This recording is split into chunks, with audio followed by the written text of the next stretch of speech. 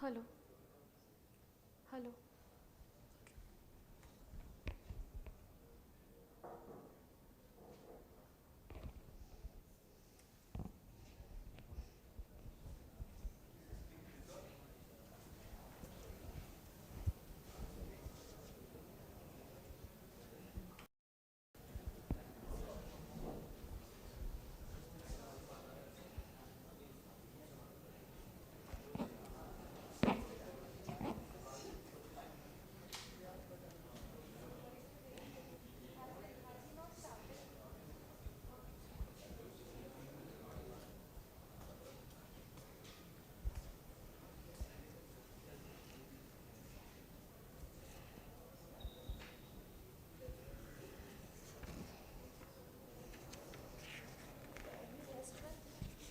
Hello.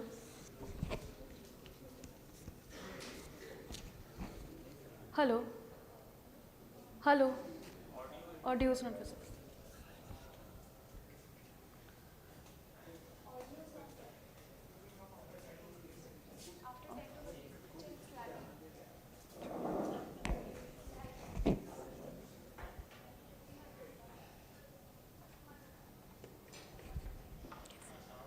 I said good.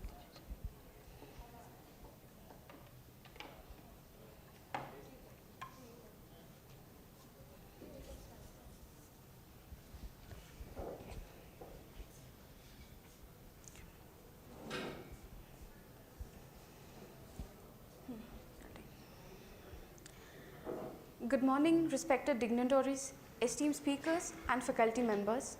We welcome you to the workshop Technological Advancements in Healthcare Research, ANRF-PAIR program, Partnership in Research for Advanced Technologies in Healthcare, AI, Materials and Energy at the Indian Institute of Technology, Hyderabad. I request Professor Chandrasekhar Sharma, Program Director, IIT ANRF-PAIR, to share his opening remarks. So this is for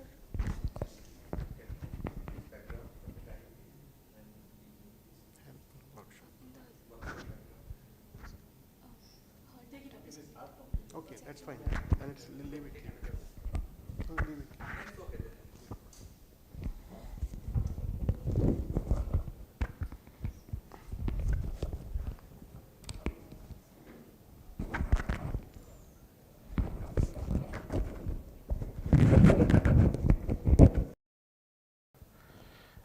Good morning, everyone, and welcome to IIT Hyderabad.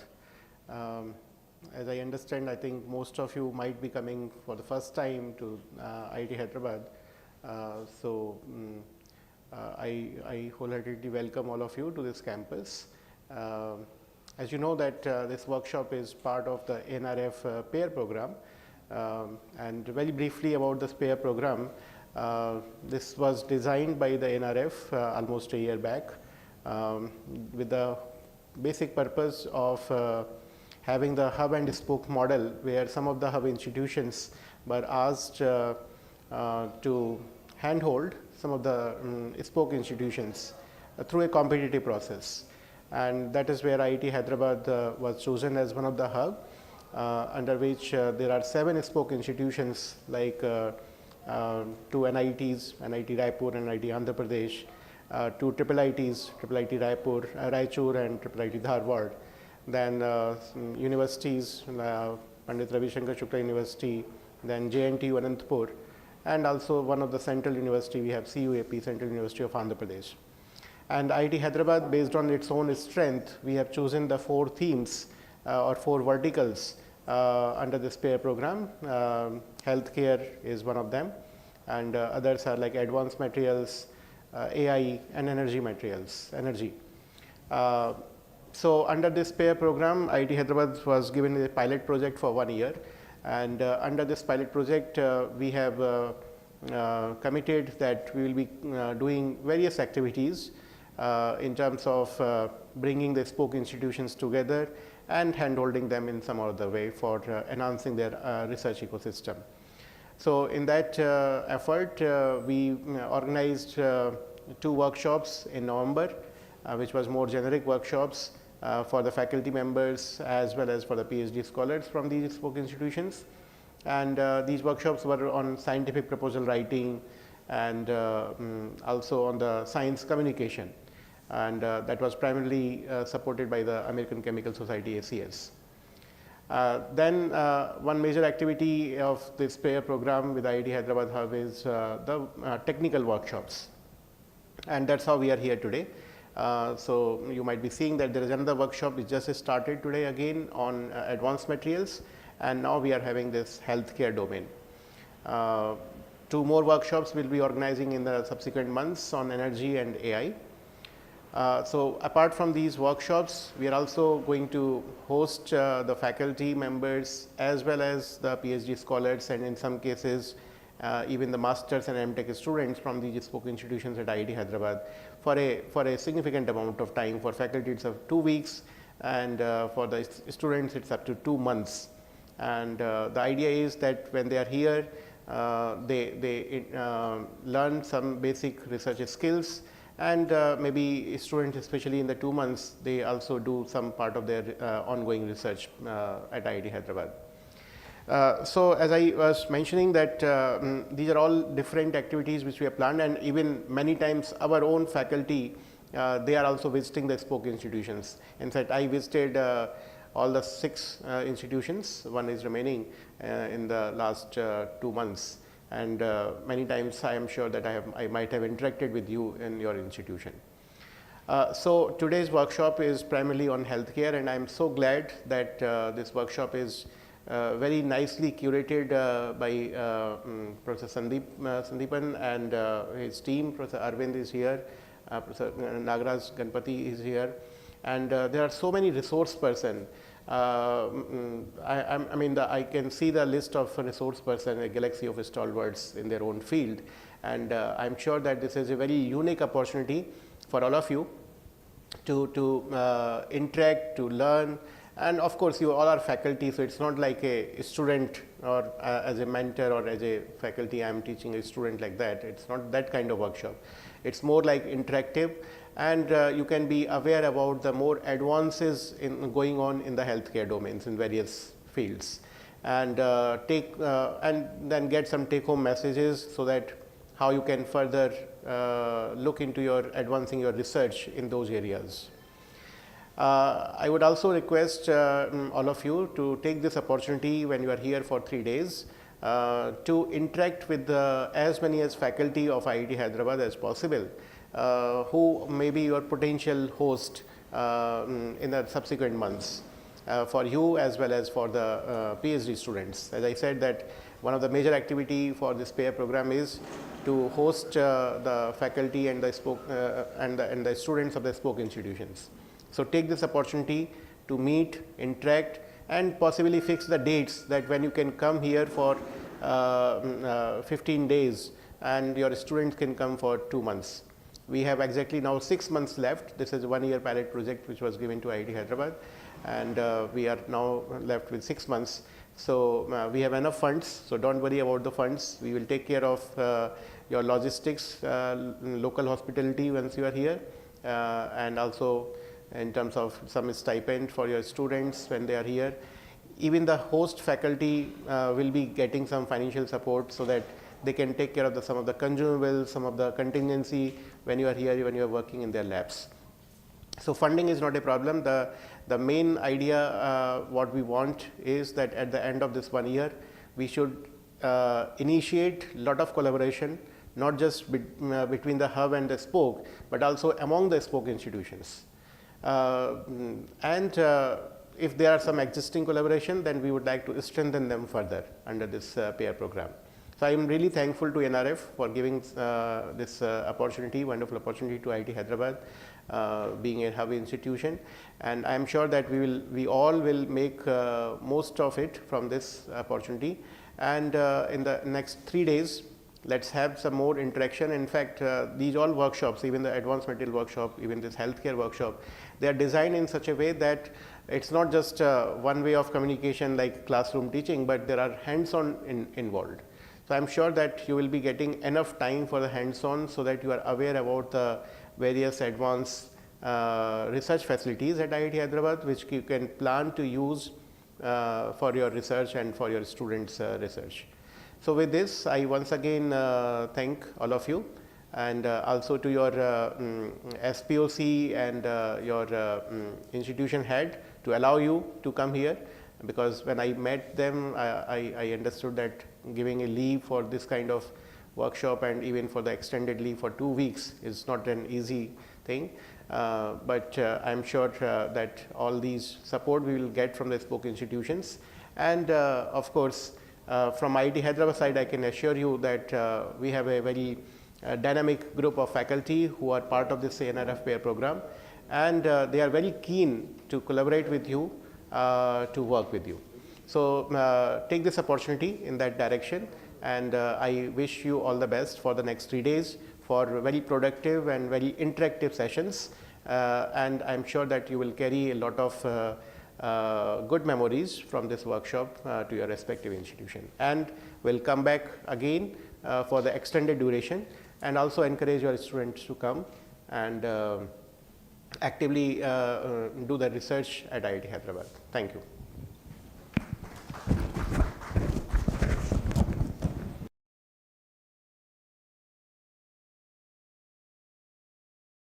Thank you, Professor Sharma, for your words.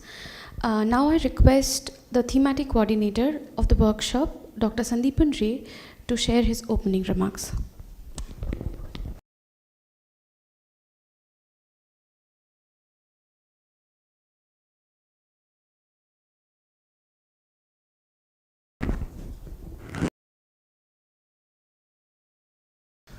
Hi, very good morning to IIT Hyderabad, particularly for those who are coming first time, and thank to Professor Chandrasekhar Sharma for giving a very good details of the program.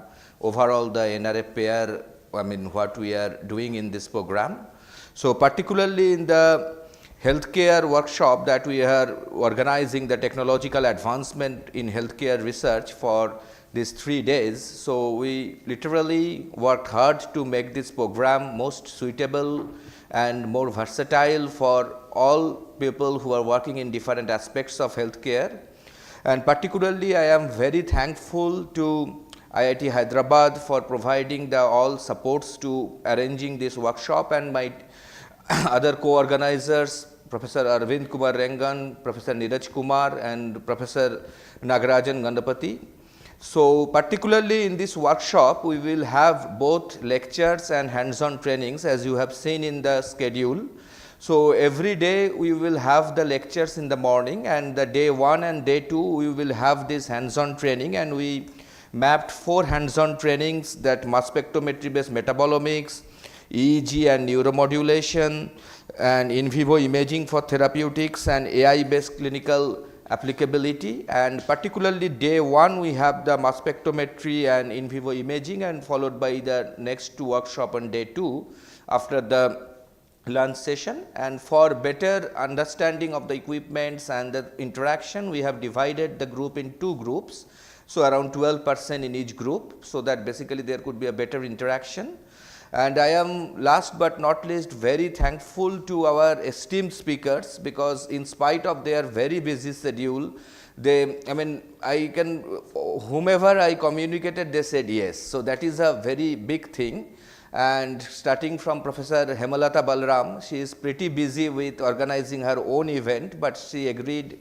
Dr. Swasti Rai Chaudhuri, she came yesterday and interacting with us, and also we have a great line of speakers in the coming days, including I am happy to share also that Dr. Thangaraj, he is received the Padma Shri just couple of days back, he also coming, and Professor Shekhar Mande, who is the INSA president, he is also coming to educate us on very important topics. So I fairly, I mean, feel it is a very good workshop is going to happen, and as Professor Chandrasekhar Sharma said, that it should be a bidirectional learning. I mean, it's not like a classroom teaching. Please feel free to interact with the speakers during the workshop, during the lunchtime breaks, and let's make it a excellent platform for fostering collaboration and making our ANRF-PAIR program more stronger. Thank you very much.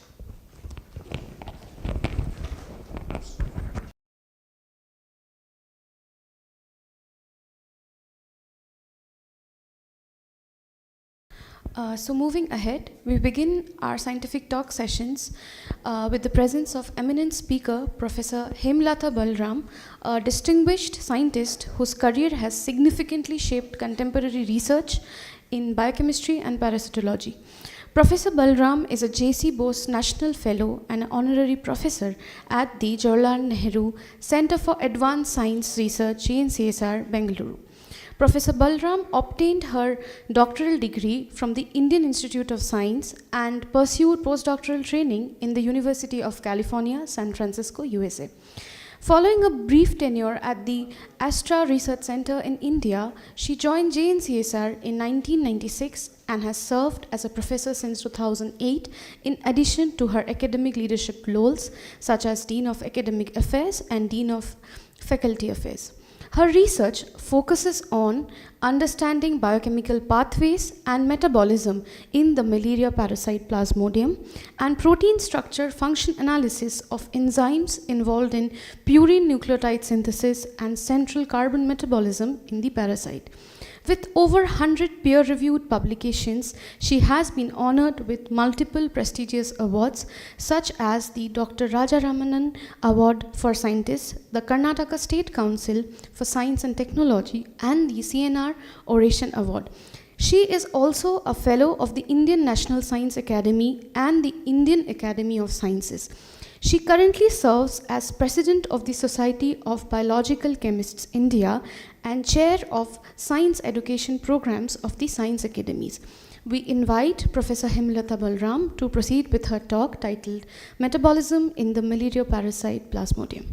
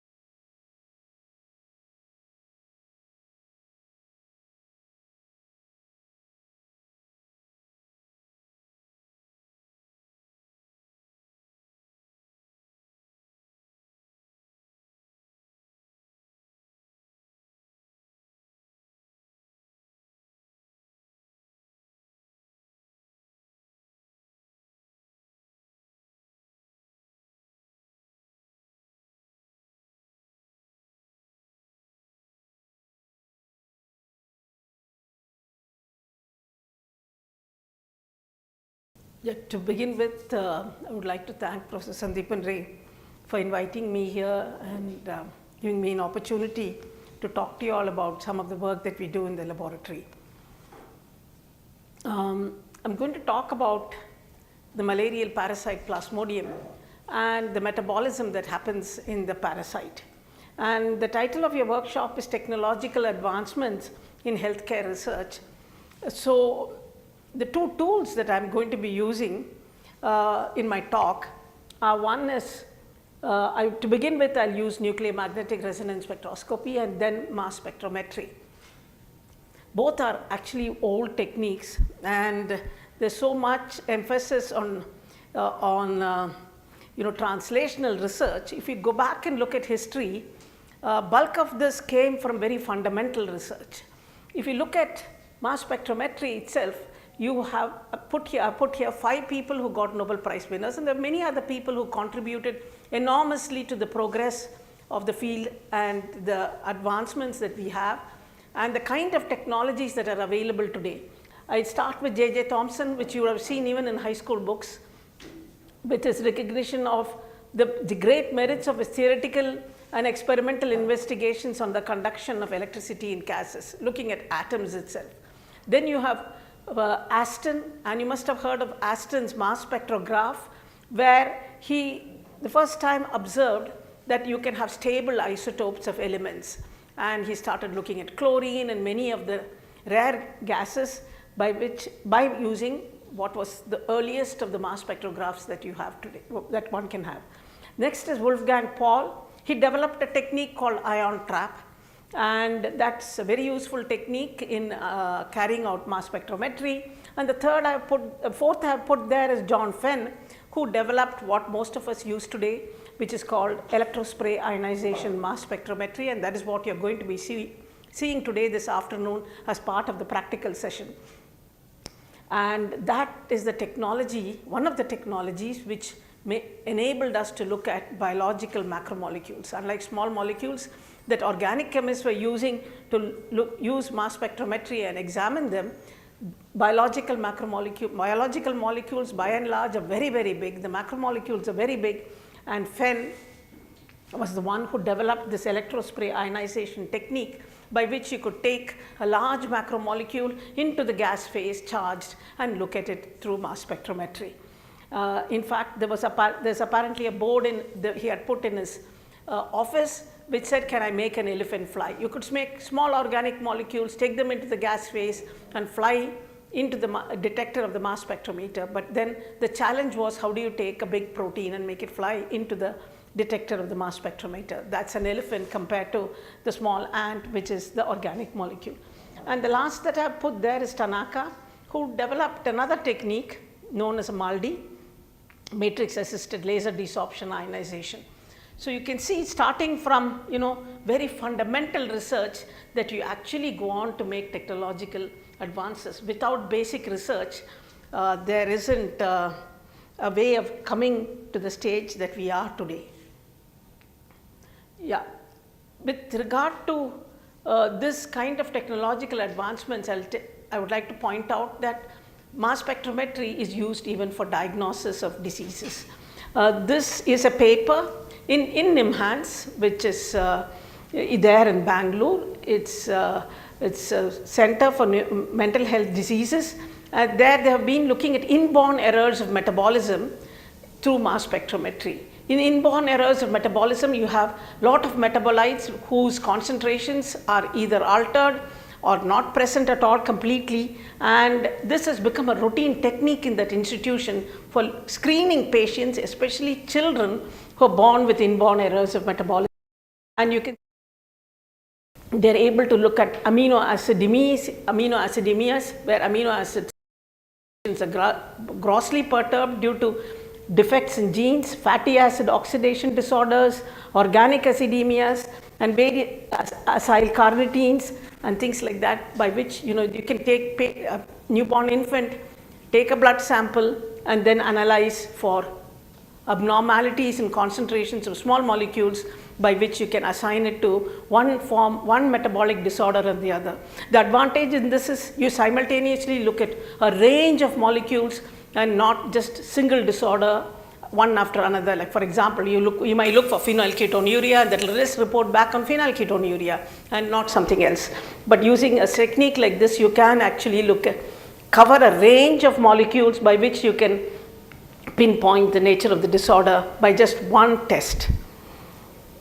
I would like to point out one more, which is a further advancement in mass spectrometry, where you have molecules on a glass slide which is taken from a patient. It can be a tissue sample, or in this particular case, the paper that I have referred to is looking for differences in the sweat of the newborn infant, in the perspiration of the newborn infant, with the infant possibly has cystic fibrosis, which is a mutation in the chloride channel, by which the sweat that comes out of the individual is different.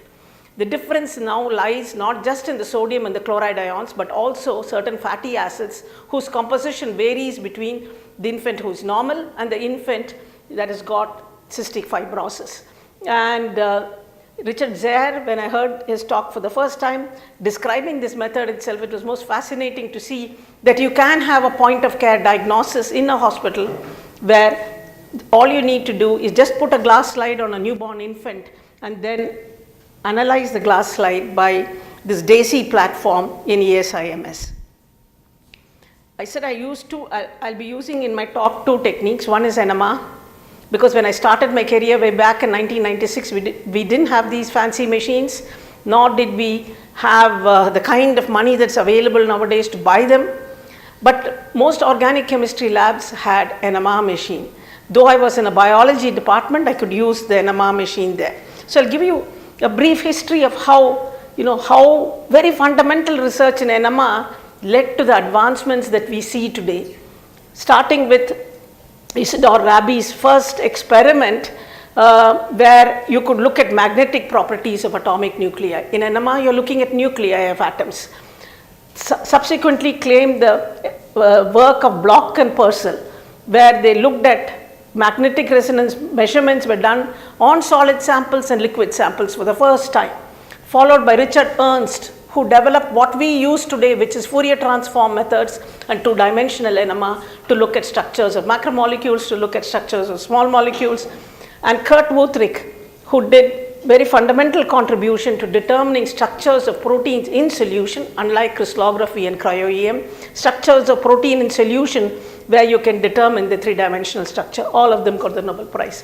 One fantastic advancement which came out of this fundamental basic research is the MRI machines which are there in every nook and corner. Every clinical laboratory has an MRI machine.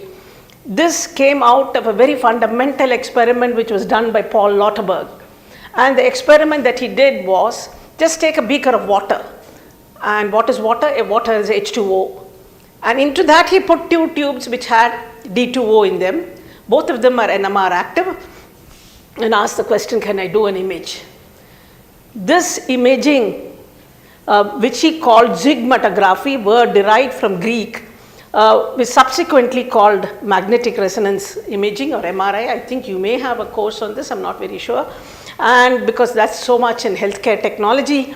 And the original word was nuclear magnetic resonance imaging. It's actually nuclear magnetic resonance only. But the word nuclear has its connotations, nuclear warfare and the threats associated with it. So the word nuclear was dropped, and you now have everywhere an MRI machine by which you can image different parts of your body. Two who got the Nobel Prize for that. And I think this is one of the best technological advancements in healthcare research. When Lauterberg passed away, he was at the University of Illinois in the United States, and the chancellor said, Paul's influence is felt around the world every day. Every time an MRI scan saves the life of a daughter or a son, a mother or a father. So this is a technology which came from just simple NMR, proceeded to looking at imaging and then imaging of the body. Early experiments were done on rats, but then subsequently imaging of the body. Yeah. So I'm going to talk just a preamble to tell you how what you have technology today starts actually with very esoteric research, which you may not even think will have an application, but then some years down the lane, it has far-reaching applications which impact human life itself. So malaria continues to be endemic in many parts of the world. For example, in Africa, transmission occurs throughout the year. All the regions which are shaded in yellow are places where transmission does occur, and malaria continues to be present. Yeah, and you have malaria, the parasite. You have more than 250 species of this parasite. Can I move, or do I have to just stay in one place? Can I move? I have it, no? Okay. Yeah. So because from that angle it's difficult to see the screen. So you have more than 250 species of the parasite which infects, and there are two hosts, the vertebrate host and the invertebrate host, which is a mosquito. And the vertebrate host can range from primates, all primates including humans, rodents, bats and birds and reptiles. And the insect is predominantly the Anopheles species. We have approximately 400 species of Anopheles that are there, and about 24 of them serve as vectors. So you have the Anopheles, and in case of malaria, we have the human beings. The disease is there right from evolution, from the beginning, and this has continued to persist, and we have not eradicated the disease in many parts of the world. The parasite life cycle is complicated. So I'll start with the mosquito which is infected, biting a human being. and when it bites, it injects a bit of saliva into the human being, and in the saliva, if the mosquito is infected, the parasites are injected into the human being. And the parasite first goes into the liver and undergoes what is shown on top over there, the exoerythrocytic schizogony, and its asexual reproduction in hepatocytes of the liver. After undergoing hepatocytic schizogony, the liver cells burst, the hepatocytes burst, and they release the merozoites into the bloodstream. And when it infects the bloodstream, it's when the disease is manifested in us. Some of these, they undergo asexual reproduction again in the erythrocytes of the blood, and some of them become gametocytes. And these gametocytes, if they are taken up by a mosquito, these gametocytes develop into male and female gametes, fertilize, form ookinetes, and then again the sporozoites, which go to the salivary gland of the mosquito. And if this infected mosquito bites another human being, it transmits the disease. We do have many drugs, and many of these drugs that I've shown over here are molecules which interfere with metabolic pathways: atovaquone, doxycycline, pyrimethamine, sulfadoxine, primaquine. Many of them do interfere with many metabolic pathways in human beings, and thereby they exert their effort and kill the parasite. But to all of them, we have drug resistance. You must have seen there is a new drug that has been introduced, but in the laboratory setting, people have got drug resistant parasites. So the parasite is very smart. Mutations in them enable it to overcome the drug pressure and survive. 2002 was when the genome sequence of the malaria parasite was published, and in the same paper you had a metabolic chart that was written. So it is some aspect of this metabolism that I'm going to be talking about today. And I use two organisms of Plasmodium. One is Plasmodium falciparum, which causes the most lethal form of malaria in humans. The other is Plasmodium berghei, which is a mouse model for malaria, and it is genetically more easily tractable than falciparum. Both are difficult to track genetically, but berghei is slightly easier to manipulate in terms of gene knockouts. Yeah. So I'm going to look at TCA cycle and in the parasite, and I'll tell you how we started looking at it. And to point out one thing, when it's within the erythrocyte, when the disease is manifested in human beings, the parasite depends largely on glycolysis for its generation of ATP, and not through oxidative phosphorylation, which happens in the mitochondria. So the flux through the TCA cycle is reduced, and the oxidative the electron transport chain in the mitochondria itself does not contribute significantly to ATP production. So primarily it comes from glycolysis. That's one point I want you to remember. Yeah. So to give you a bit of history again, the citric acid cycle itself, as we know today, you can have acetyl-CoA generated, as I've shown over there on top, from pyruvate or beta oxidation of fatty acids, and that's converted to acetyl-CoA, and that's what enters the cycle. And this, I want to point out here, this was the most fundamental and a classic paper by Krebs and Johnsons that has shaped so much of biochemistry that we know today. And he got the Nobel Prize for this. He published it in a journal called Enzymologia, which is no longer existent today. And this pathway itself was elucidated by no complicated technique that we are talking of today, but by just the use of a manometer. All he used was a manometer, where you can measure pressure. If oxygen is consumed, you will see the manometer readings dropping. If it's not changing, the manometer reading remains the same. So all he used was a simple manometer. And if you go back and read history, you will realize that he was doing much of his work in Germany just before the Second World War started. And he realized, being a Jew, that it was not safe for him to continue in Germany and to move on to another part of Europe.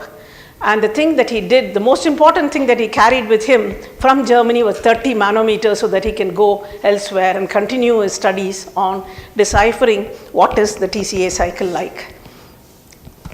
TCA cycle you saw on the last slide, but every step of the pathway was elucidated by Martius and Knoop, but they didn't put it as a cycle. It was a straight step of one metabolite getting converted. All are either dicarboxylic acids, tricarboxylic acids, or a monocarboxylic acid getting converted one step after the other. It was just a linear set of pathway. But observations made by Krebs indicated that it is a cycle. He had discovered the urea cycle before he started looking at the Krebs cycle. The only component that was missing was this pyruvate entering the cycle as acetyl-CoA was missing. But he had, the manometer readings indicated that this has to be a cycle. And what we see today is a cycle in all biochemistry textbooks. And the cycle is not in isolation. You have metabolites that you can feed into the cycle, not just acetyl-CoA. You can have metabolites that can be fed into the cycle, intermediates into the cycle. You can draw them out also. That's what cells do.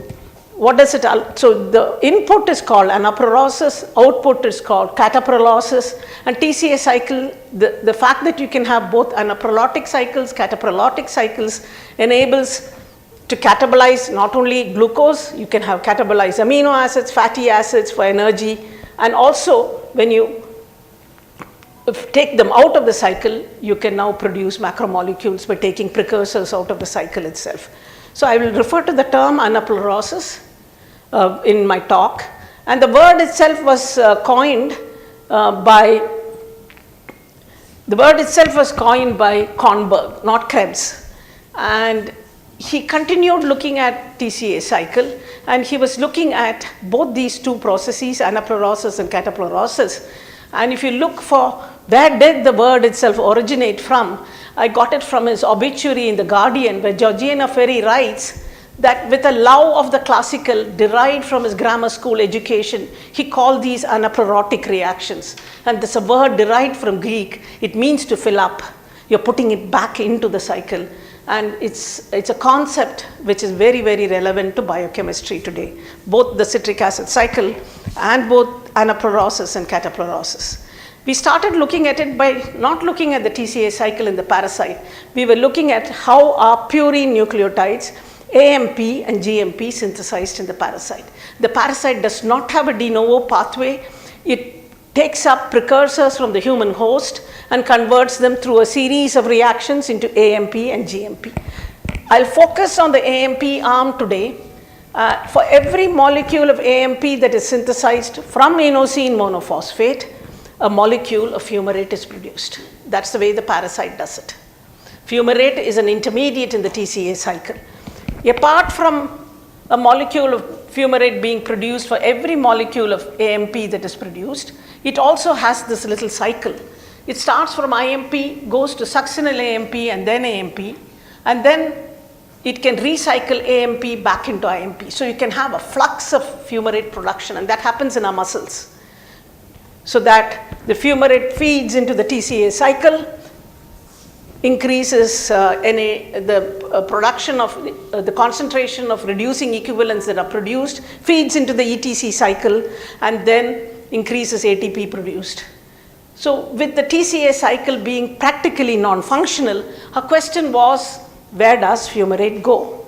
It's an intermediate in the TCA cycle. Is it just a metabolic waste in the parasite, or is it of any use?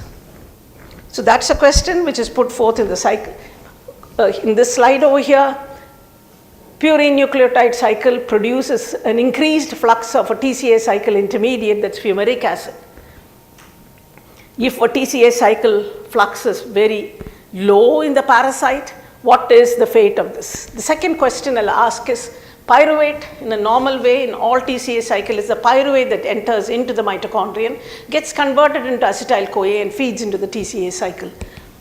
So I'll address two metabolites with two different techniques, because those were the techniques. I mean, when I first started off my career way back in 1996, didn't have advanced mass spectrometry available and machines were few.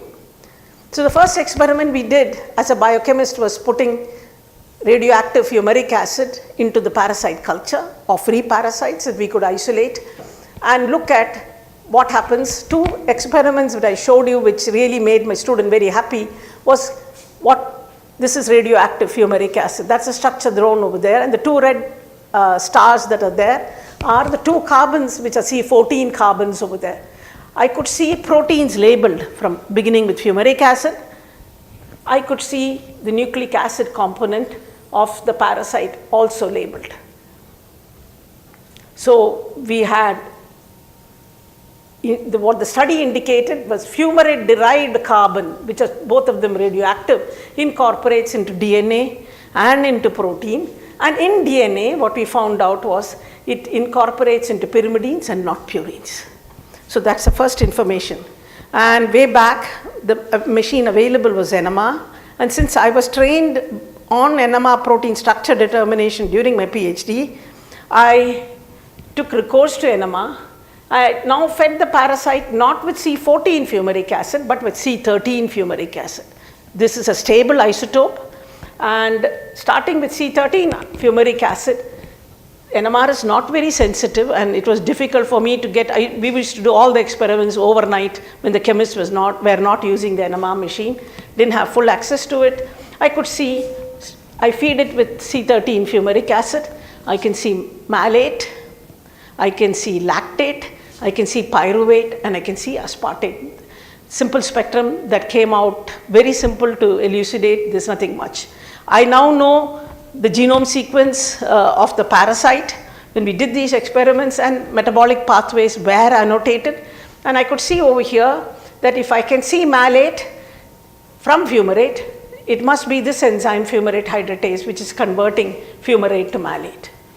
If I can see, now oxaloacetate is difficult to see, so from malate if I can see aspartate, I can see pyruvate, and I can see lactate, I can track the pathway. The next enzyme would be malate quinone oxidoreductase, which converts malate to oxaloacetate. Then would be the enzyme aspartate aminotransferase, and this through PEP gets converted to pyruvate and lactate. All these enzymes.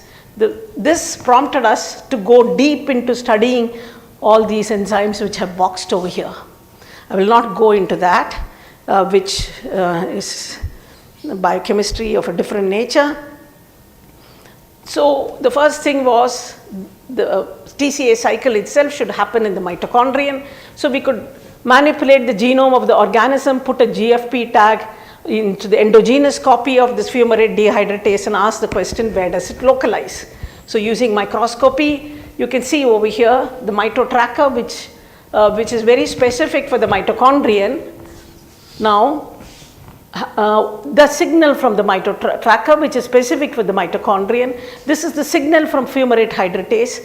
They overlap, and when I put the two colors together, I get an yellow color. So the fumarate hydratase actually localizes to the mitochondria. So having that little NMR data on metabolism, we could now examine this enzyme in great detail, including getting structural information on this. We also managed to get potent inhibitors which work at nanomolar concentrations, which can kill the parasite quite effectively. I will not go into the details of those today. The next enzyme, I can see fumarate getting converted to malate. Malate goes all the way to aspartic acid, and I have this enzyme that should be there. This is not present in humans. This fumarate hydratase also, the counterpart is not there in humans. We have a different kind of fumarate hydratase in humans, very unique to the parasite. This is also very unique to the parasite. Counterparts of these, homologs of these are found in bacteria, but not in higher organisms, eukaryotic organisms. So malate quinone oxidoreductase. Our question was, is this metabolism, how does this happen? Is it happening in the mitochondria? Yeah, and the way that's the reaction, the next enzyme, malate quinone oxidoreductase, which I've abbreviated as MQO, catalyzes. It uses ubiquinone, converts it into ubiquinol. That's reaction which happens in the mitochondria. Ubiquinone is an electron transporter in the ETC, and that's the way the pathway would operate. I put in fumarate, through fumarate hydratase I get malate, and then malate through MQO is converted into oxaloacetate that is shown over there. This uses a molecule of ubiquinone, and Yeah. If I record my NMR spectrum, I get all these molecules as I would expect, starting with fumaric acid. But we do have a potent anti-malarial agent, atowacone, which blocks complex 3 of the electron transport chain. Now, if I block it and record my NMR spectrum, I can only see conversion from fumarate to malate, and since I have blocked it, no further biochemistry takes place. So, using simple NMR, we could track metabolism to some level starting from fumaric acid, and thereby come with a hypothesis of why this aspect of the TCA cycle, not the full TCA cycle, which is down-regulated, is functional. And we believe that for every molecule of fumaric acid that is produced through when every molecule of AMP is synthesized, it uses a molecule of aspartic acid. So, aspartic acid is consumed heavily by the parasite, converted to fumaric acid. And our studies show that the fumaric acid which is generated in the cytosol enters the mitochondria through anaplerosis, gets converted to oxaloacetate, comes out into the cytoplasm and gets converted back into aspartic acid. This aspartic acid is very critical for parasite survival because it is the backbone of pyrimidines, it goes into proteins, and that's the only route by which we can get asparagine in the cell. So, using just simple NMR, we could track aspects of metabolism which also form the basis for studying many of the enzymes that are very different from the humans, and looking at the parasite enzyme became another piece of study that went on in my lab. I said 2 molecules I'll talk of. One is fumaric acid, which I followed by NMR.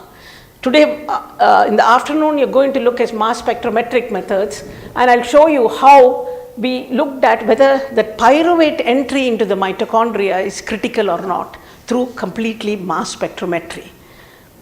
Yeah. So that's the TCA cycle again. And how did we look at whether pyruvate entry is critical or not? We looked at the transporter which transports pyruvate from the cytosol into the mitochondria, and that transporter is known as mitochondrial pyruvate carrier. This, surprisingly, though we knew that pyruvate has to come in from the cytosol into the mitochondria, it was only in early around 2011 that this carrier protein got identified. Despite the fact Krebs did all his work in the early 1950s, this protein got identified very much later. So we asked the question, if I knock out the mitochondrial pyruvate carrier in Plasmodium, will the parasite metabolism be impaired or not? The first thing was to establish that this is indeed a carrier of pyruvate, and as a biochemist, what I took was known as, these are known as functional complementation assays. I took that as a feedback for whether pyruvate is getting transported into mitochondria.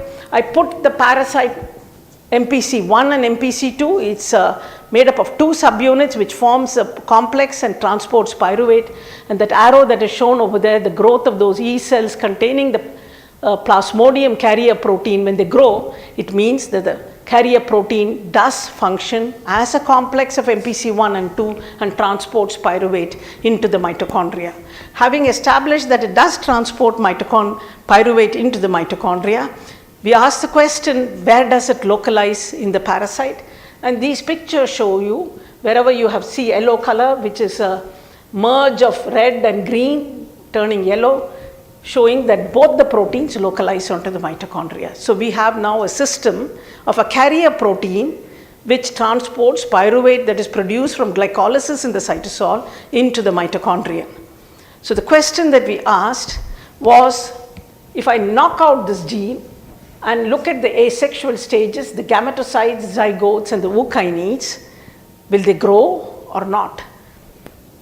The asexual stages are in the host blood. The gametocytes are also in the host blood, but the gametes, the zygote and the ookinet are in the mosquito. So these are the stages that we covered, asking the question, if I knock it out, what happens to these stages?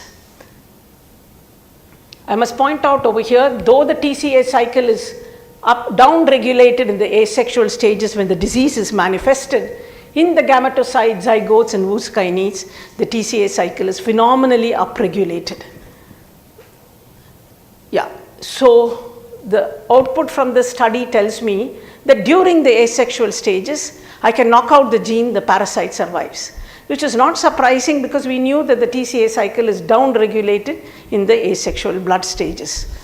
But surprisingly, we found that neither the formation of the gametocytes nor the formation of the mosquito ookinetes is in any way impaired. It is in these two stages that the TCA cycle is phenomenally upregulated, but it's nowhere impaired. So how do I ask the question, how is the parasite surviving? Is metabolism altered? Is there, how else can it be functioning? To this I take recourse to mass spectrometry. And the kind of mass spectrometry that I do is what is known as isotope tracing mass spectrometry. I use C13 isotope for NMR. I'll be using C13 isotopes even in mass spectrometry. What's the difference between C12 and C13 carbon?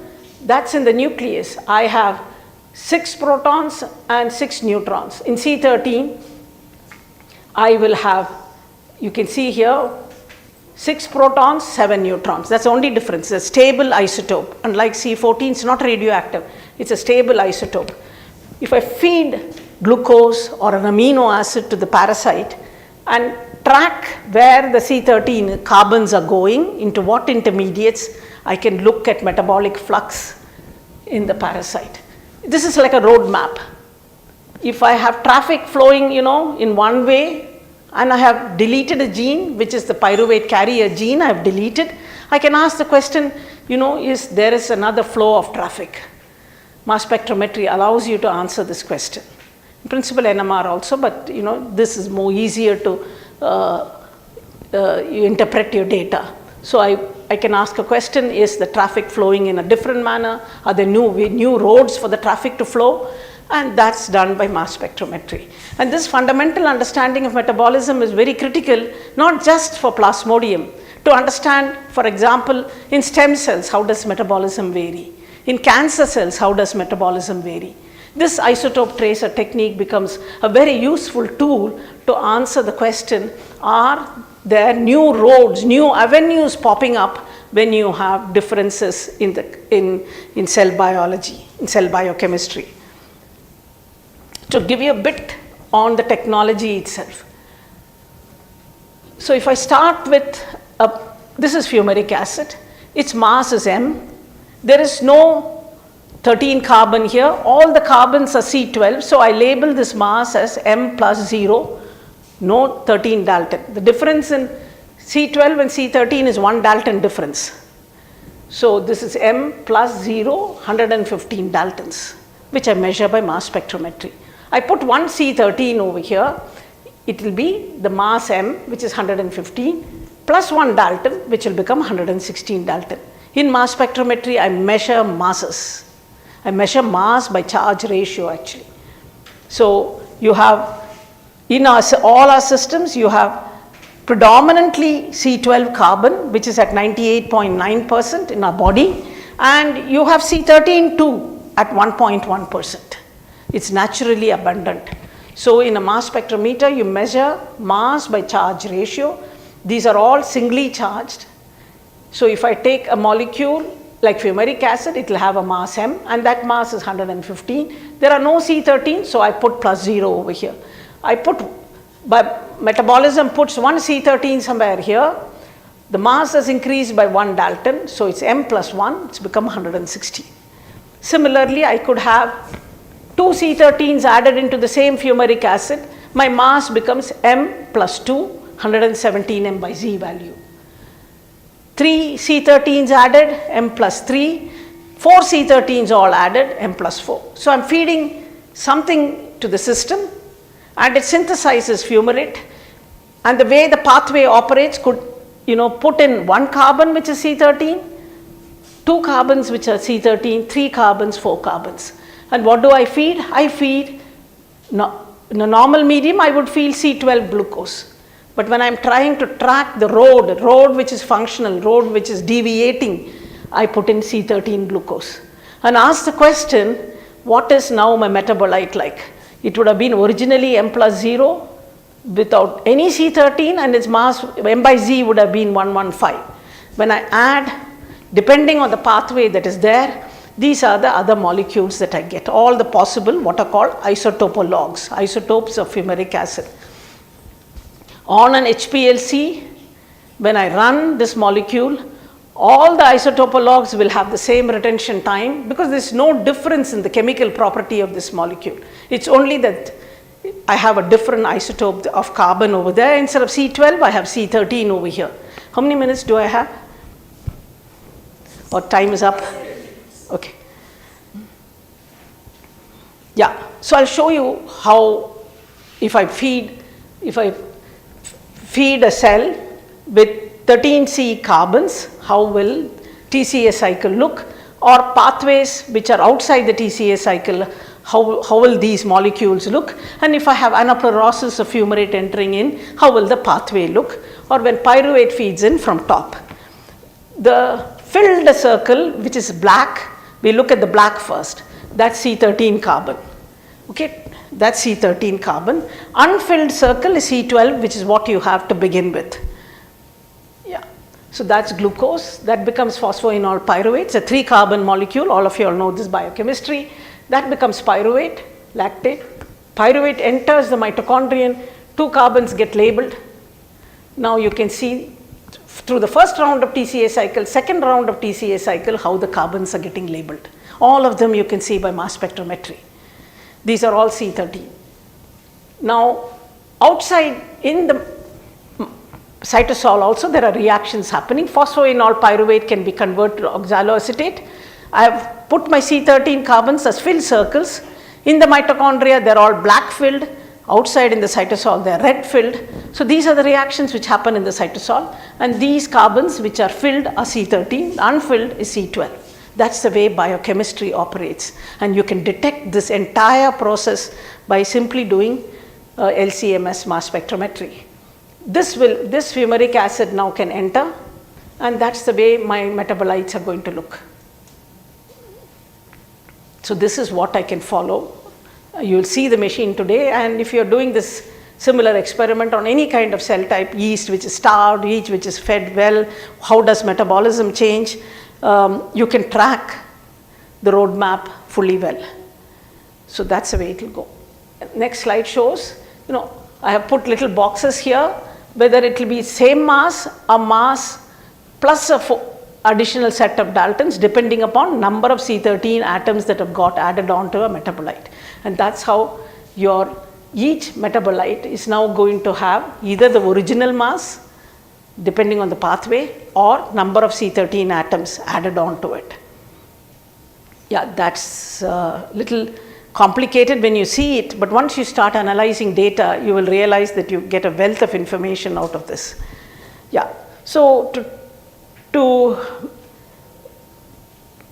cut the story short, I won't go through any of these, but the phenotype told us that the parasites survive even when the pyruvate carrier protein is knocked out.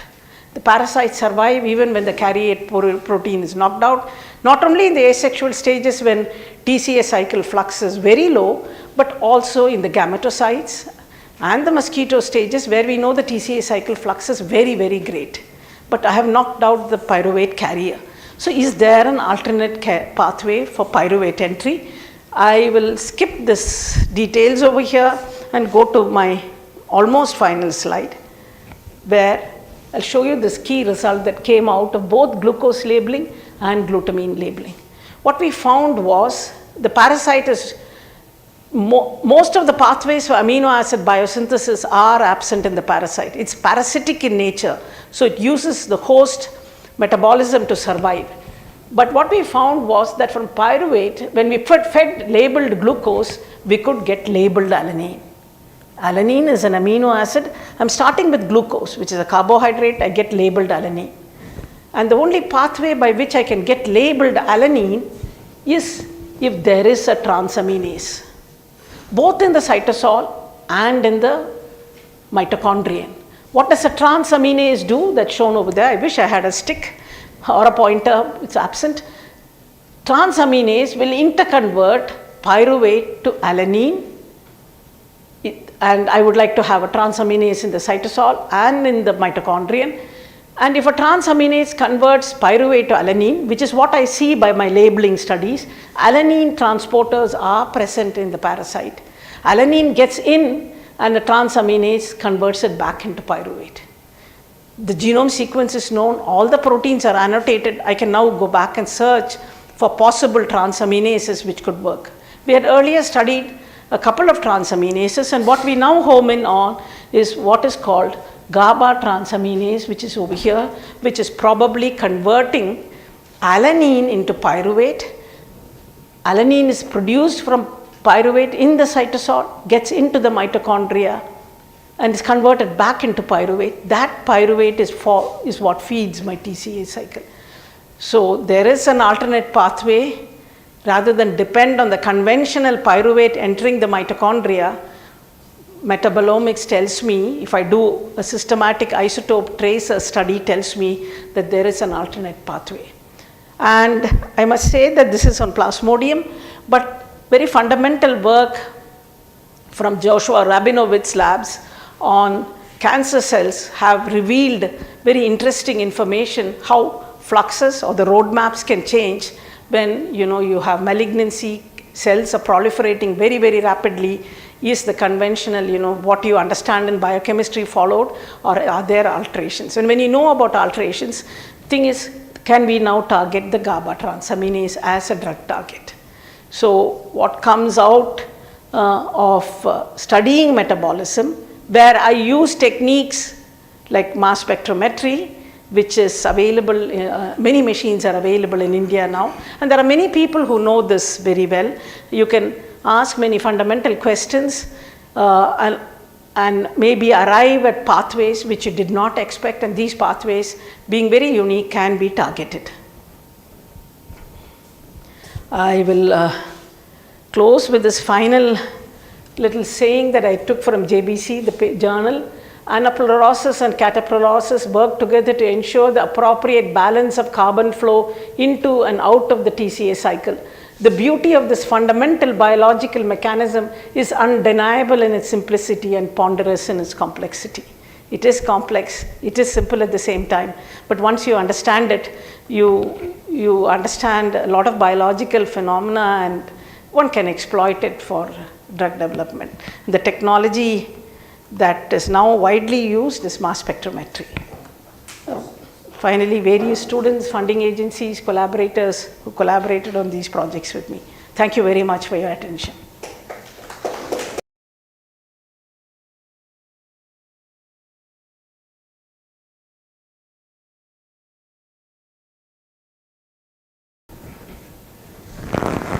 Thank you, ma'am, for this wonderful talk. Now the forum is open for question and answers.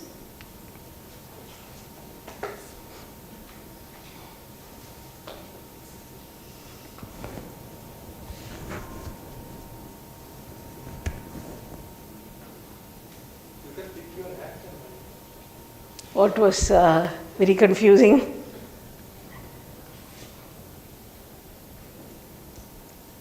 I haven't gone into the fundamentals of the methodology itself. So, Hemani is now very thinking person. I can ask a question. So that you discussed about two techniques like NMR and mass spectrometry, right?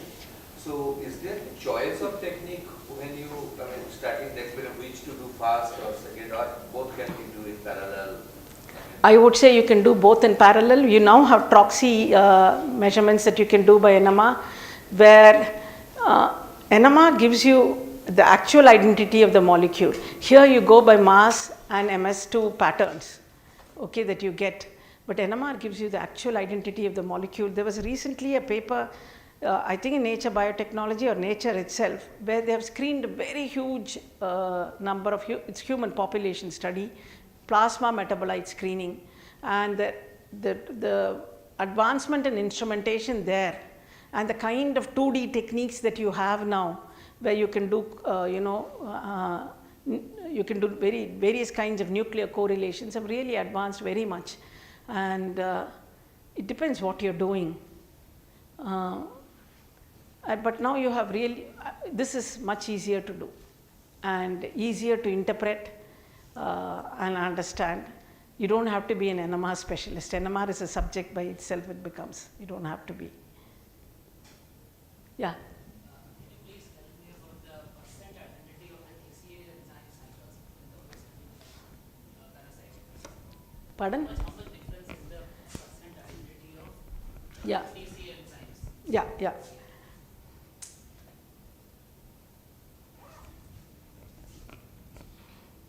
Okay. This enzyme fumarate to malate, fumarate hydratase converts. In bacteria, you have two kinds of enzymes. One which is iron sulfur cluster dependent, 4Fe, 4S it's got. It's oxygen sensitive and it works under, you have two kinds of enzymes, one working under aerobic and other under anaerobic conditions of bacterial growth. The 4Fe, 4S cluster enzyme, we don't have it. We humans don't have it. But the parasite has it. So that is a valid drug target. It is there, for example, in leishmania and trypanosoma and all those parasites also. And that's why when we got those thio analogues of malate, which inhibited the parasite enzyme, at very, very high concentrations, they don't affect the human enzyme. That's number one.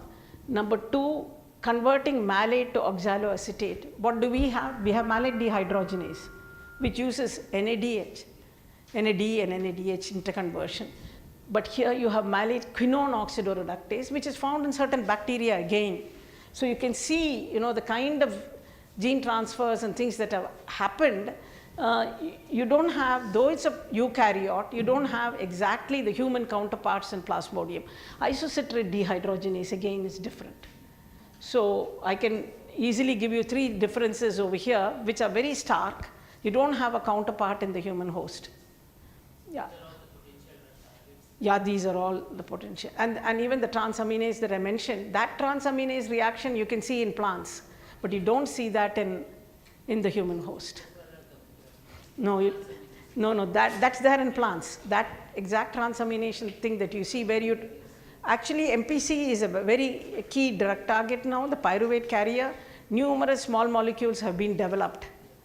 But here, since there are two pathways by which it can survive, I guess if you block MPC, you have to block the GABA transaminase simultaneously for it to kill the parasite. One alone is not going to work. So you realize the complexities.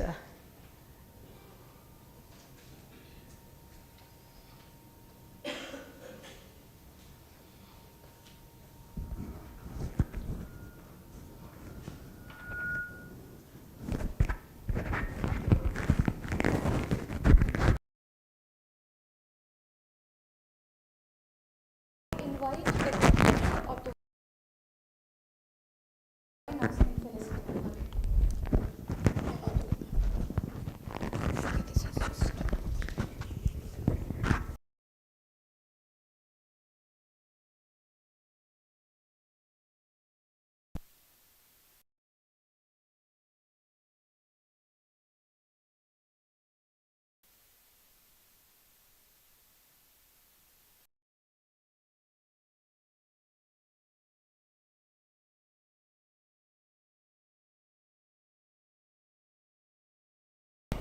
So we will now go for a tea break, and please try to come back by 11 so that we can proceed with the next session.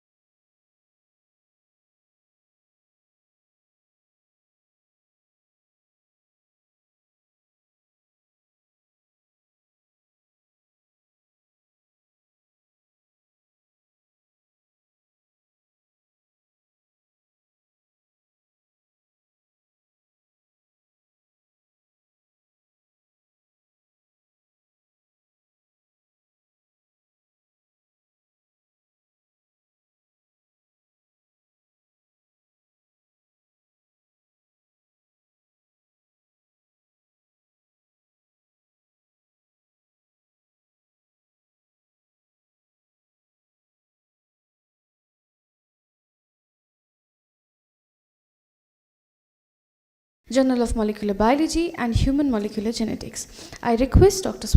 Swasti to take over.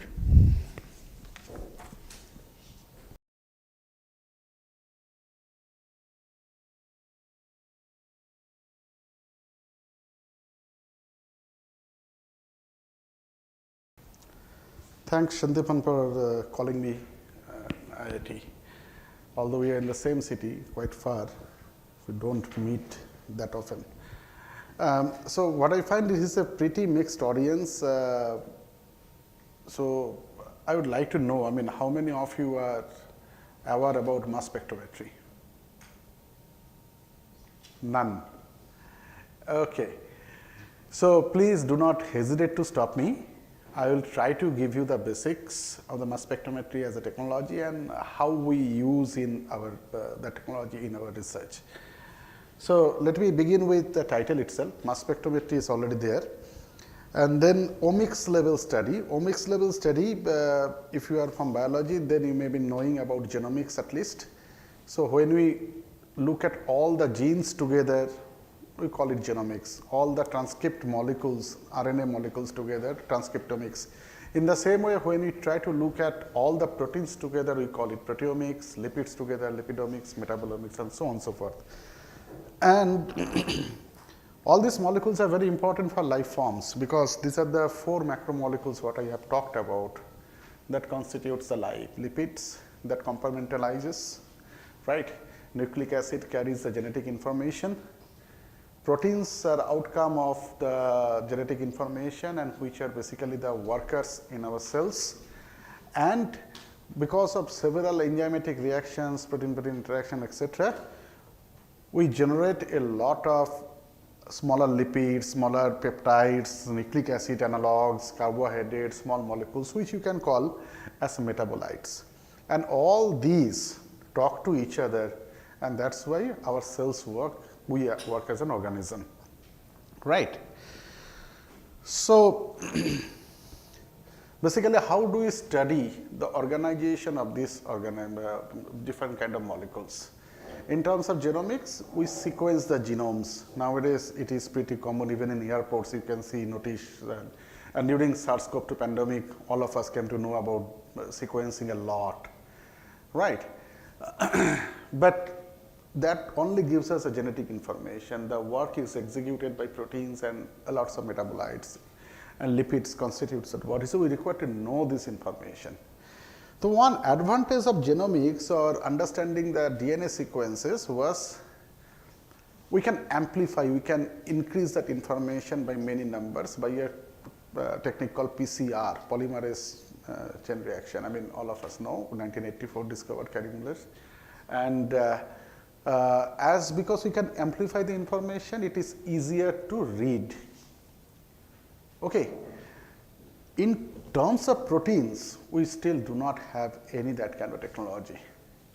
So you can understand. So you have a little bit of DNA. I mean, you know about DNA fingerprinting, even from various cases, Rajiv Gandhi case, or many other cases, ancient DNA. You can amplify the DNA, and you can sequence the DNA on that amplified product. But if you are getting the proteins from a pashmina shawl, I mean, whether that is adulterated or not, or some other sources, forensic samples, we do not have a technology right now to amplify it.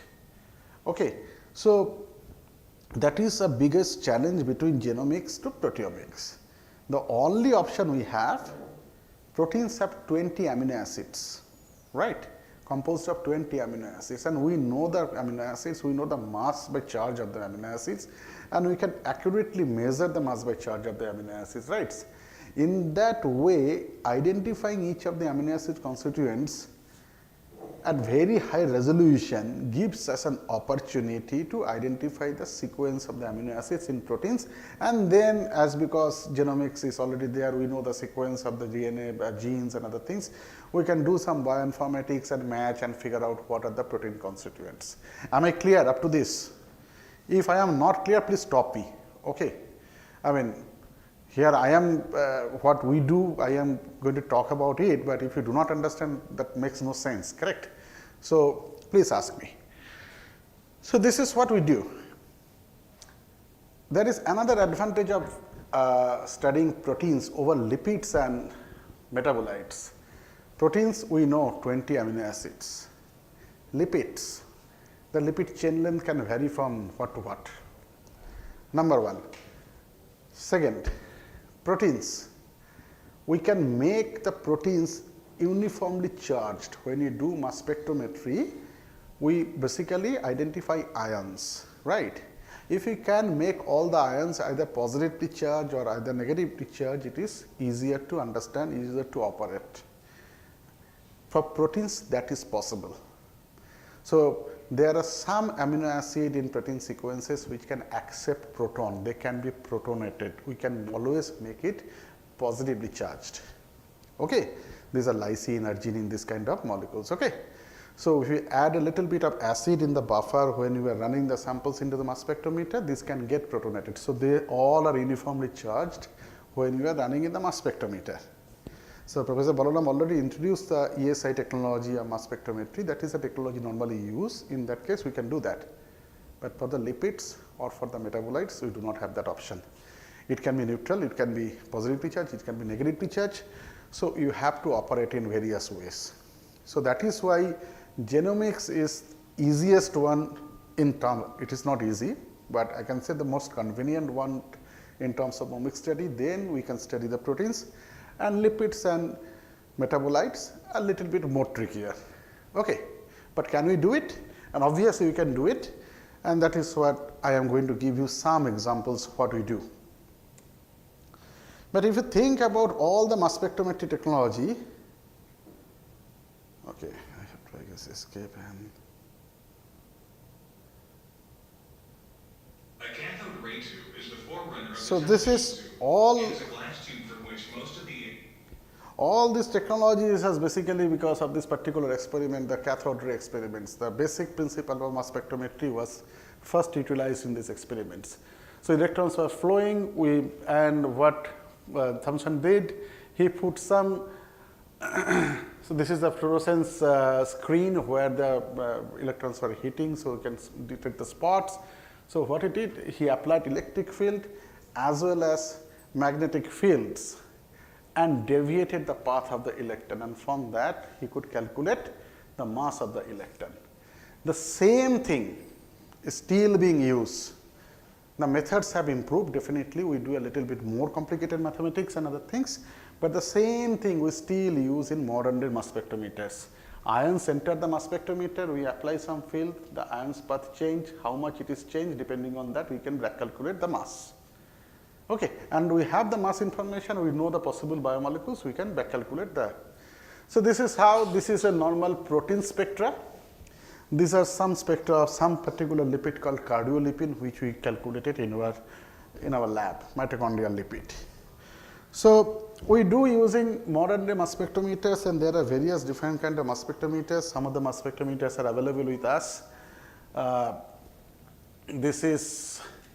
These are all mass spectrometers, we call them Orbitrap based mass spectrometers. Orbitrap is an analyzer unit. Okay.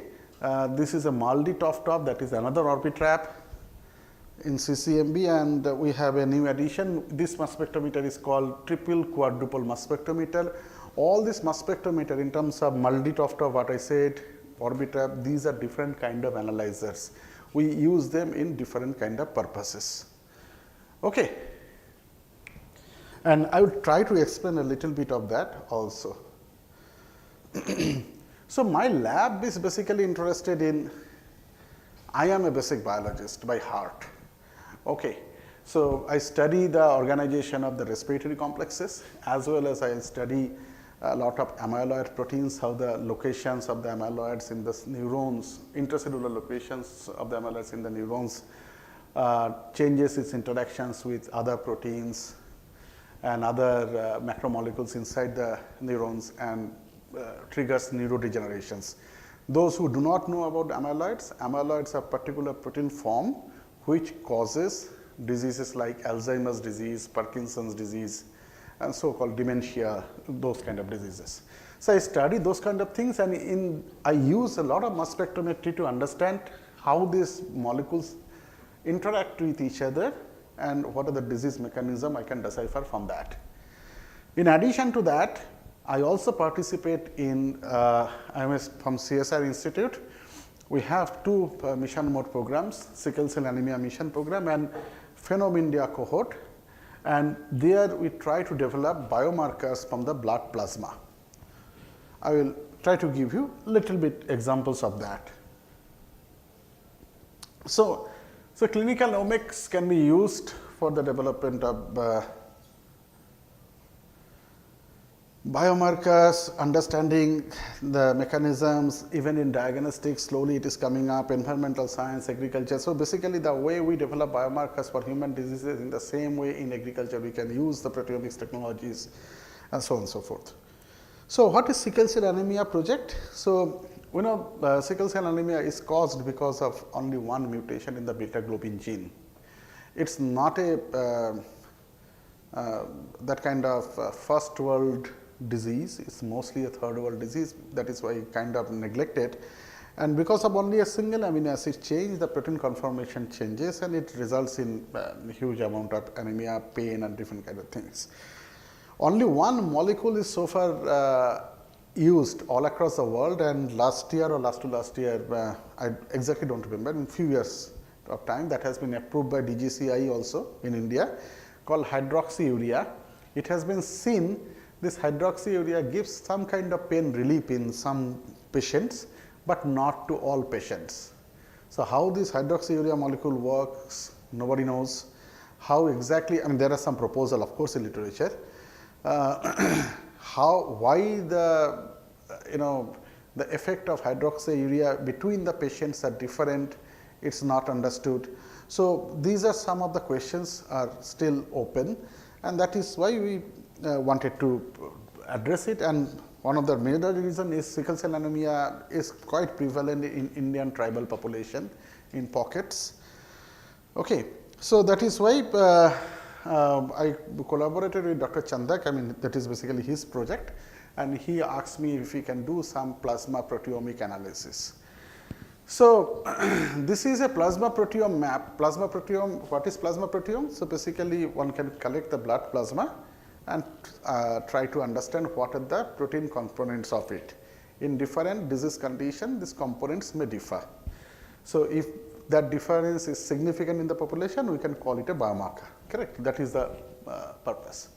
So this was done in 2020 to 23. What are the plasma proteomics efforts in the world as per published reports in PubMed?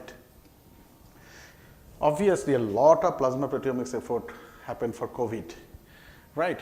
In addition to Alzheimer's disease, diabetes, and many other diseases you can see, but you will never find sickle cell anemia. So it is absolutely understudied. There are multiple reasons, and it is even tricky for us, was very tricky for us to do it, because as I said, this disease happens in tribal pockets mostly.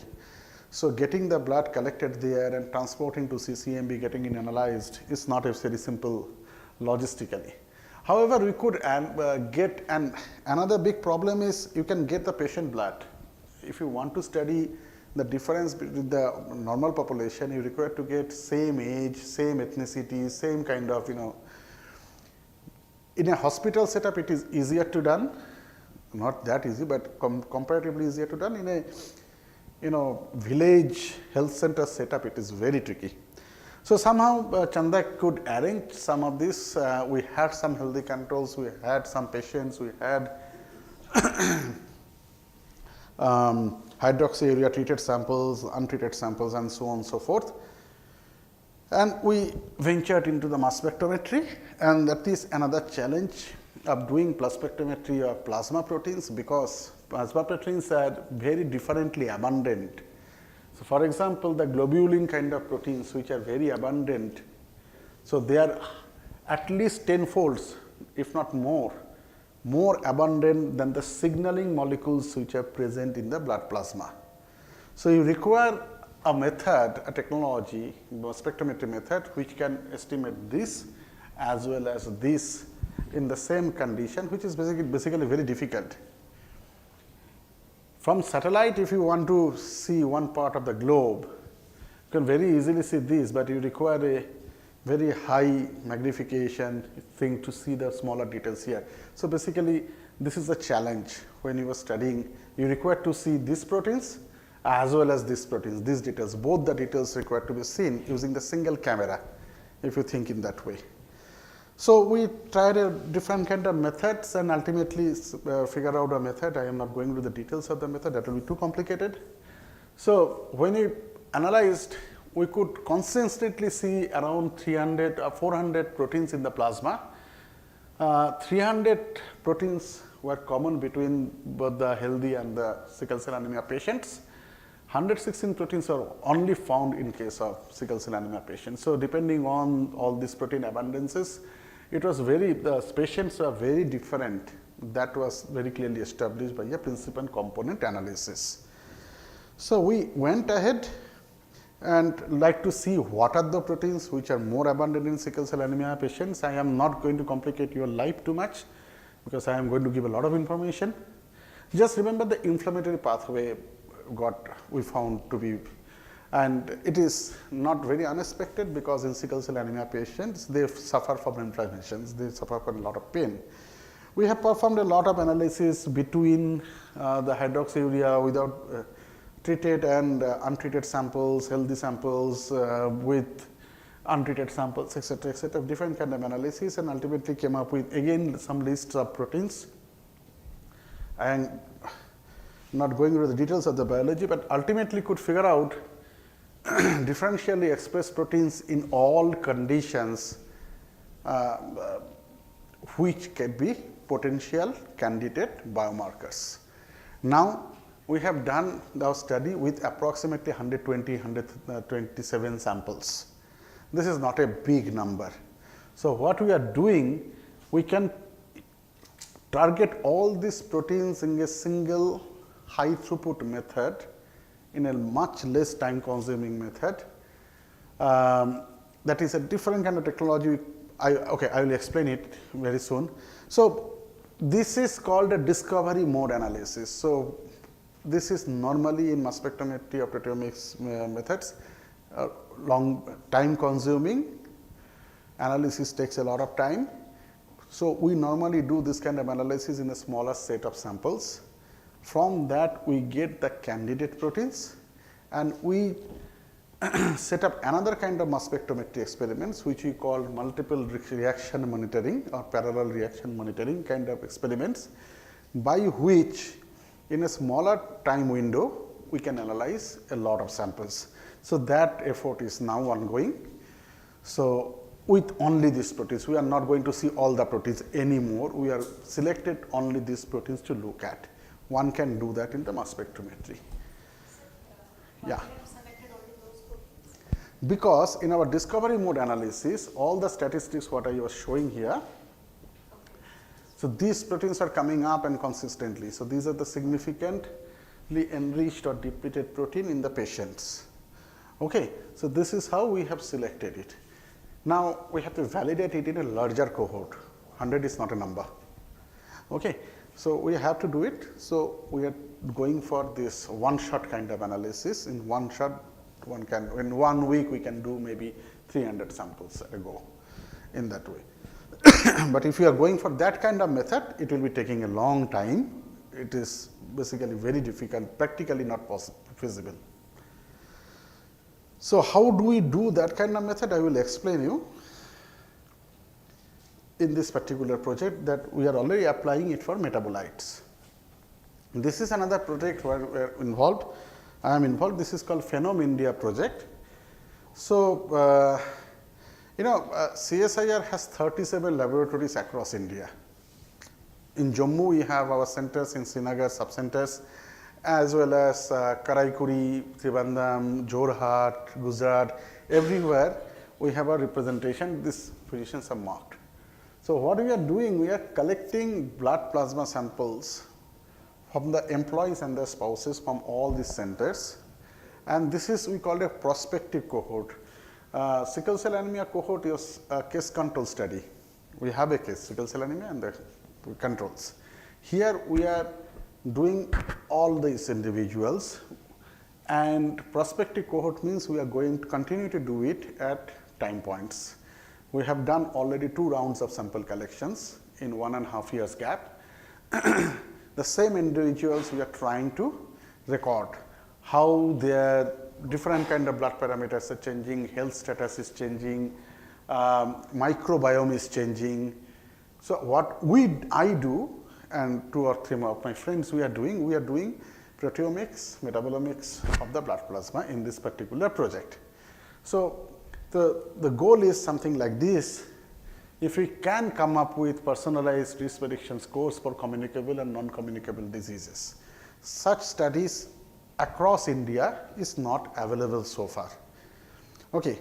And the kind of coverage we could manage sample collection wise, only 10,000. If you think of Indian population, it is nothing. Secondly, I am telling the drawbacks of this project. We are looking for only CSR employees who are well fed, well nutrient heavy individuals. Our population is not looked at, but it was very difficult for us to even convince our government to initiate this project. Somehow we could at least initiate it. I hope it will be taken forward by others. So, anyway, we have almost 10,000, more than 10,000 samples collected, and these are the different kind of things we are doing. We are a lot of people involved in this project.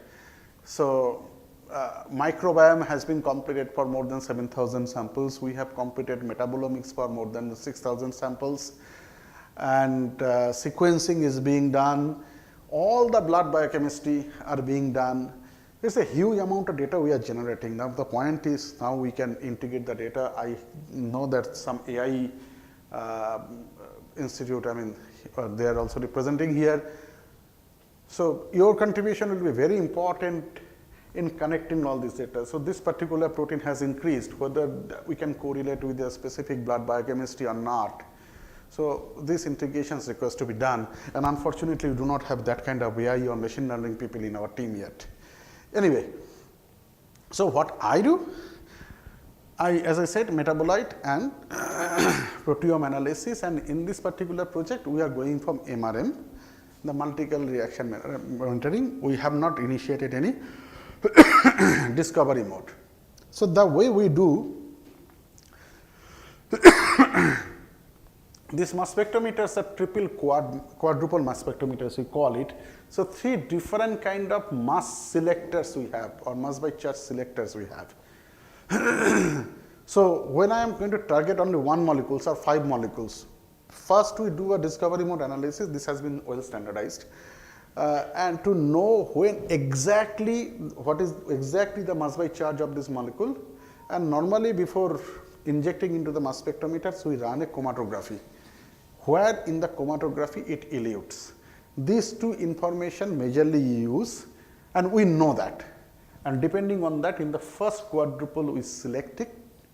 In the second quadruple mostly we analyzed it, and sometimes we require to do more fragmentation of those molecules in order to get more confident recognition. That we do in the third quadruple. So, basically we do not use, so that is why the combination of the analyzers we use. The first one basically selects these are the ions are going to move in the next analyzers. So, this is how one can design. The simple I am telling is not that simple, but this is more or less what we do. So, we have done here the analysis data of around 4,615 samples, and total metabolites we have targeted is approximately 600, and we could successfully get around 437 metabolite information. So, just imagine around 4,615 samples, and each sample we have that much of metabolites known. Among them, there are at least 95 samples for which we could identify and quantify all 437 metabolites, and no metabolites was missing in 120 samples. Okay. So, this is the first level of analysis we have done, and then we have started matching with all the other parameters what we have obtained in this. For example, we did not find any specific grouping of the metabolites with age, we thought maybe the metabolite composition may be different depending on the localization, but from Srinagar to Thiruvananthapuram, we did not see that much of difference even in the blood metabolite composition here. However, this is again very first stage of analysis, a lot of analysis is going on right now. But when we started plotting it on diabetic and hypertension, no diabetics is red here and ES is blue, you can see the depending on the metabolites, the populations are, which is in one way expected also. In case of hypertension also to some extent, these are different. So, we started looking what are the metabolites are making these differences. Again, this is a very complicated thing. Some of them we are showing obviously, for example, with diabetic hexose, blood glucose is one metabolite which is increased. Then one kind of triglyceride that is increased, but another kind of phosphatidylcholine that is basically decreased. Then this is another phosphatidylcholine decreased. One amino acid alanine is significantly increased. So, these are the different kind of data we are obtaining right now. Obviously, a lot of metabolism in terms of data analysis is still pending. We are continuing with that. Okay, so this is what we do in terms of biomarker discovery or that kind of omics kind of projects. Now, I am going to switch a little bit gear. If you want to ask any questions, you can ask now. So, I guess in the 22nd slide you showed about total sample size of 4,000 something. So far, yeah. I mean, it is evolve, continuing, yeah. So, all the samples running the same instrument or? So, this is a good question.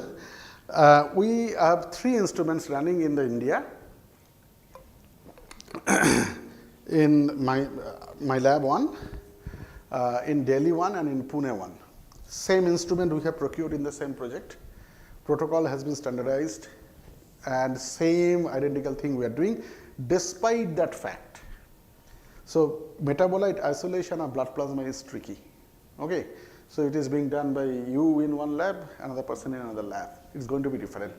So, we have a standard set of around 120 or 130 samples, which we have run all across and do the statistics, power analysis and everything to figure out what are the metabolites which we are quantifying with equal confidence in 3 of these sets, rest removed. So, that 120 is to some extent QC samples, kind of.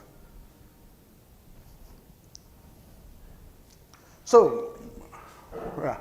How entire microbiome of individual all those individuals has been profiled? Poop. So, we collected stool samples and from that. So, basically over there sequencing has been done. I do not know the data. Yeah. So, another is when you are considering so huge amount of samples, which are one of the things in metabolite data analysis is how much flat you are doing. Like X metabolite is present 100 out of 100 samples or 70 out of 100 samples. So, we have selected like what kind of criteria. So, we have used a kit basically biocrates. So, it is for 600 metabolites, very expensive, do not try to use it. Okay. So, we have to come up with some kind of homemade recipe. So, that can give you 600 they claim. Successfully we could get around 515 or something, and then around 70-80 metabolites we did not consider in the analysis because they were giving variations in 3 centers. Okay. This is one kind of analysis. Then we are also doing internal calibration for each sample, taking most abundant metabolites as benchmarks. So, all those things are going on.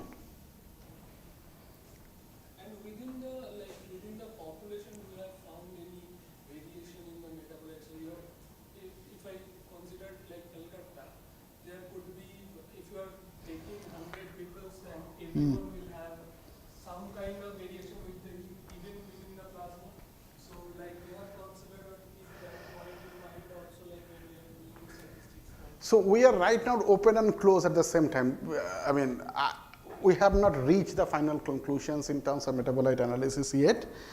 Yeah, so in brainstorming these points are also coming up. So, I hope in 6 months of time we will be coming up with more confident analysis, and we will be able to, it's a huge amount of data. Okay, so it's not very simple to analyze. Yeah. Shown hydroxyurea profile of with and without with a healthy individual. What about the sickle cell? In the sickle cell anemia, so there are some patients who have been treated with hydroxyurea, right?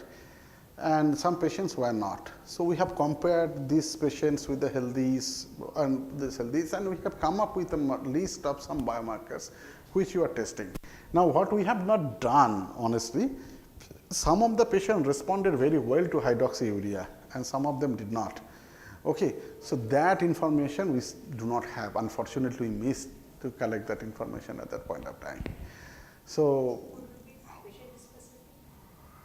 if it is too much specific, then we can't basically come up with a common biomarker to see. So, the purpose of this, if we can find out 1 or 2 proteins, and by administering hydroxyurea within 6 months, if we estimate that amount, we know this patient is going to do well. Okay, so that is a purpose. So, yeah, but unless and until we do a lot of patients, at least 500, 6,000 patients, and then we will get a more confident answer to that. Okay, let me shift to a little bit of basic biology, how we find out disease mechanisms. So far we have talked about biomarkers, disease mechanisms.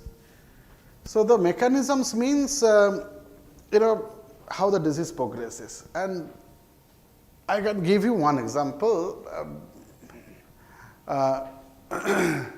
or we know if a disease happens, cancer happens, some gene expressions are going to change, some protein expressions are going to change, and etc., right? So, mRNA synthesis takes approximately 20 minutes in order to bring some changes. Protein synthesis 40 minutes. Protein degradation may happen also around 50 minutes time scale. And people talk about epigenetics, epigenomes, so change in the DNA and other things that can also happen, which can, depending on the organism, it takes years, generations, correct? But if you think of an immediate reaction of an organism to any kind of stress or disease, or if you're changing a gene or mutating a gene, what is that going to be?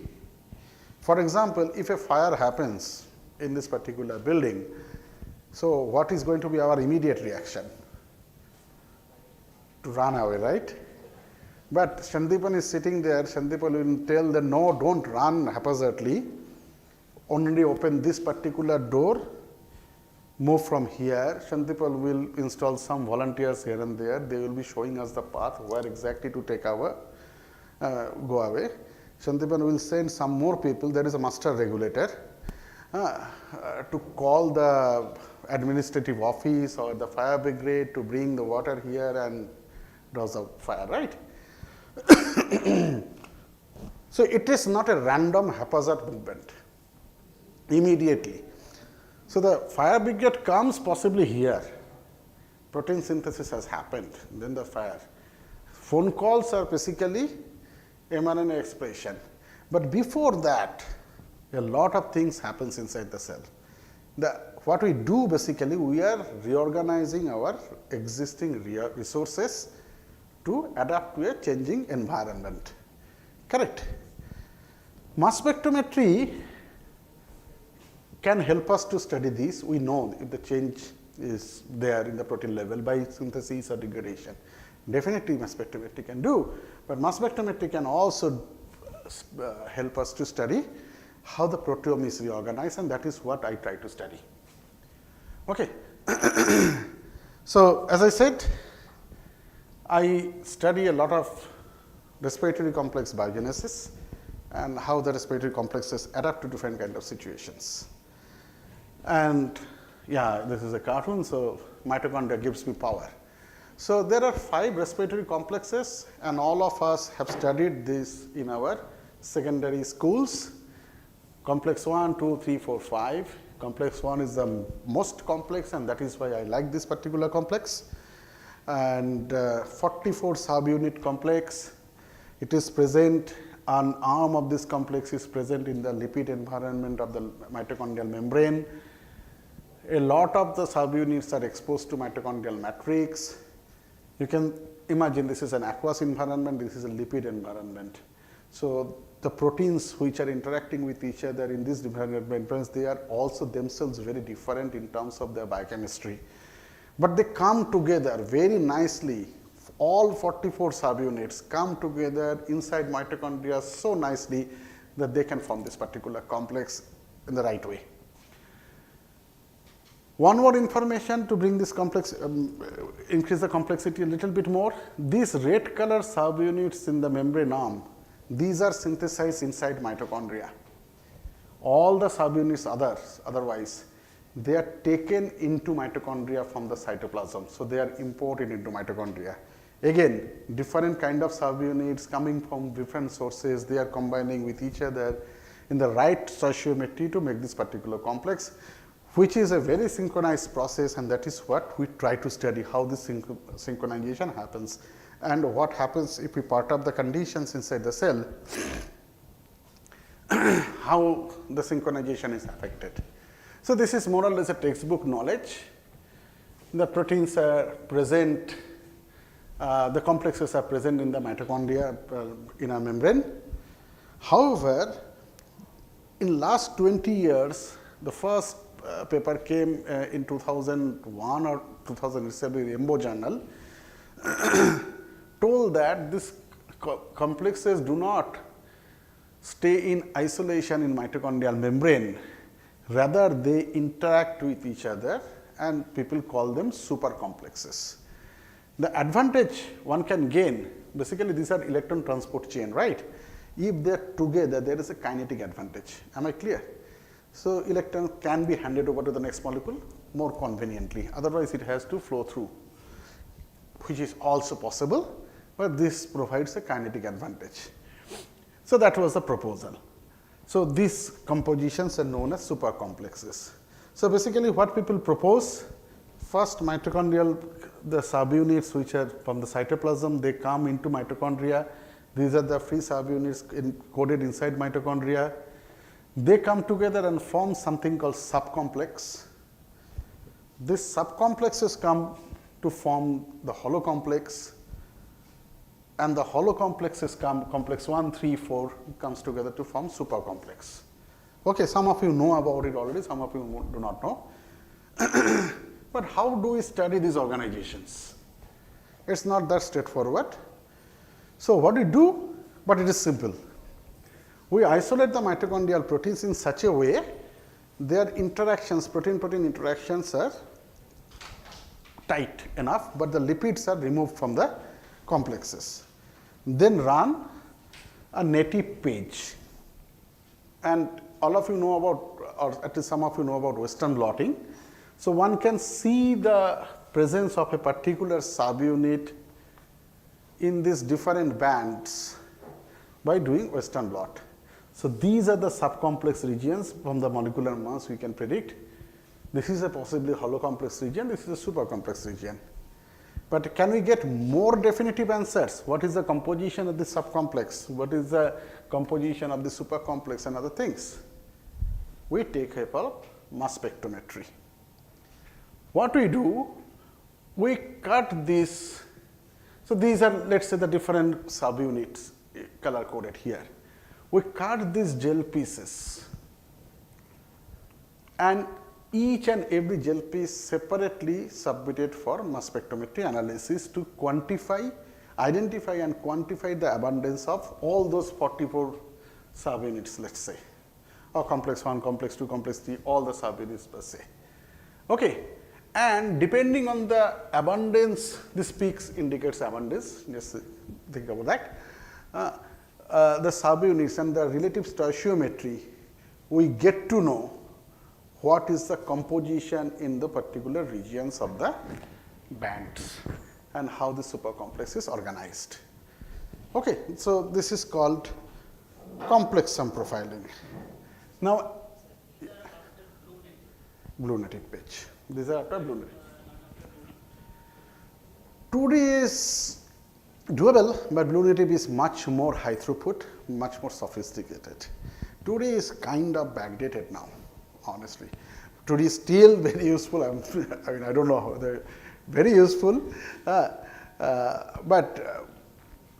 more cumbersome technique. It is much more straightforward, at least for the respiratory complexes. But in some other protein complexes, maybe 2D might be very handful. Not used anymore. Not that is what I looked at you and did not.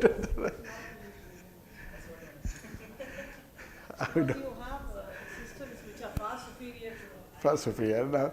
So, inject digestion of these or just intact protein mass analysis? so we do ingel trypsin digestion.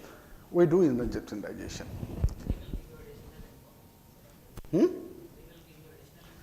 No, no, all the information which can be obtained by 2D, everything can be obtained now because we are going for electrosterilization, everything. So now the question is, if I stress a cell, whether the respiratory complex organization changes. Okay. So we modified this complexome profiling based on something which has been introduced by Professor Balaram already. We use a technique called SILAC, stable isotope leveling by amino acid in cell culture. Here also we incorporate heavy amino acids into the proteins.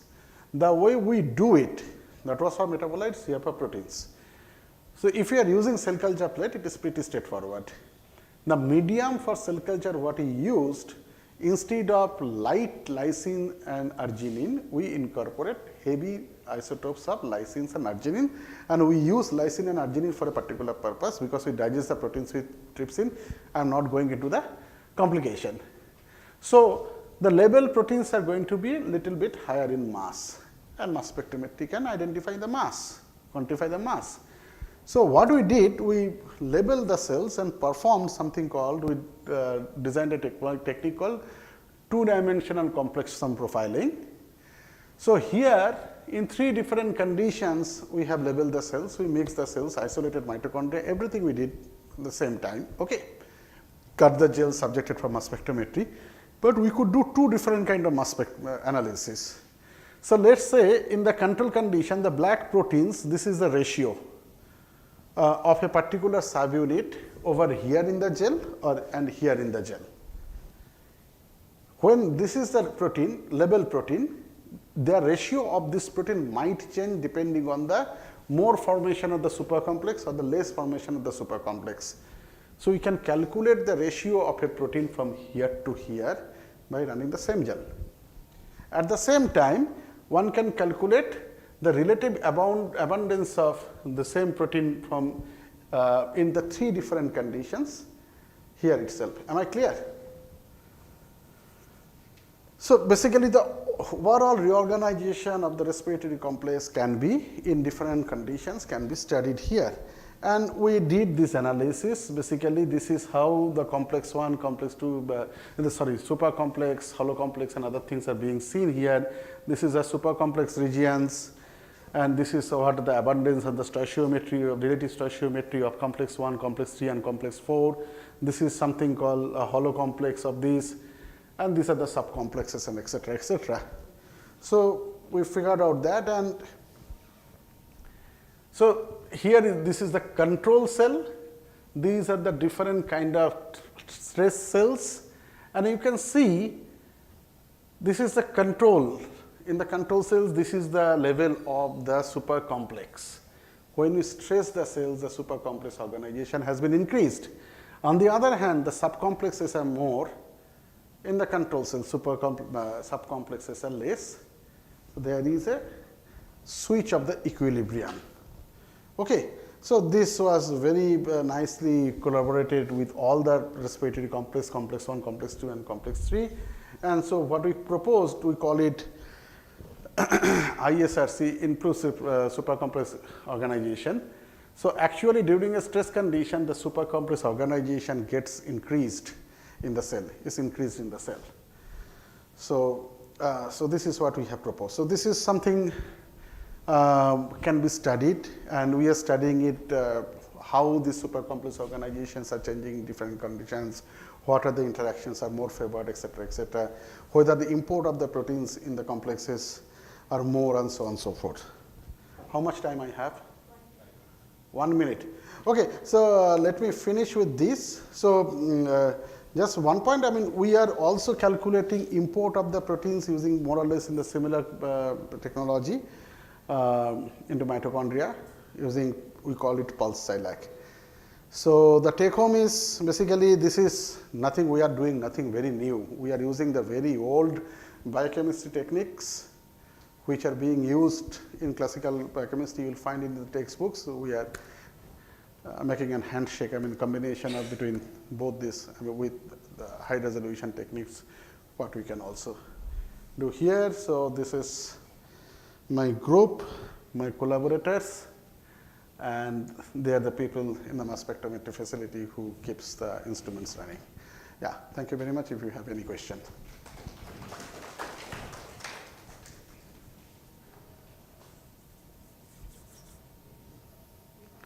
Hopefully, you understood everything. Thanks again.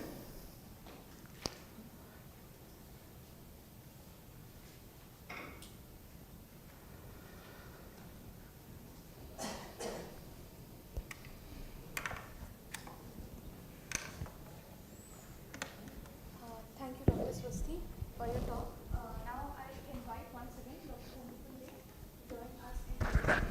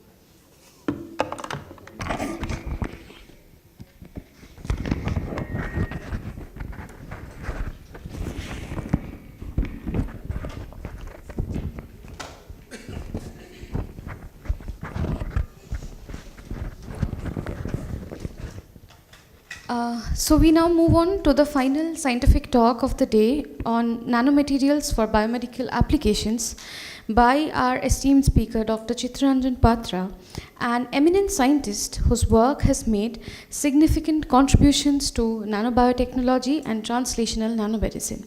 Dr. Patra completed his PhD as a CSIR fellow at the National Chemical Laboratory, Pune, followed by postdoctoral research at Barlan University, Israel, and the Mayo Clinic, USA. In 2010, he joined. Okay.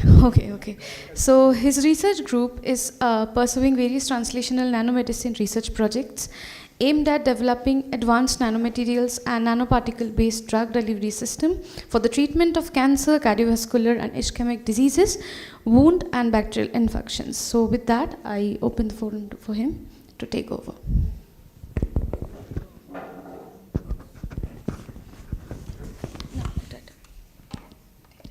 Thank you for your nice introduction. First of all, I would like to thank you, the organizing committee, especially Professor Rengan and Dr. Sandipan Ray and Dr. Nagarajan for inviting me and giving me the opportunity about talk about our research. Okay, so I will talk about the nanomaterials for biomedical application.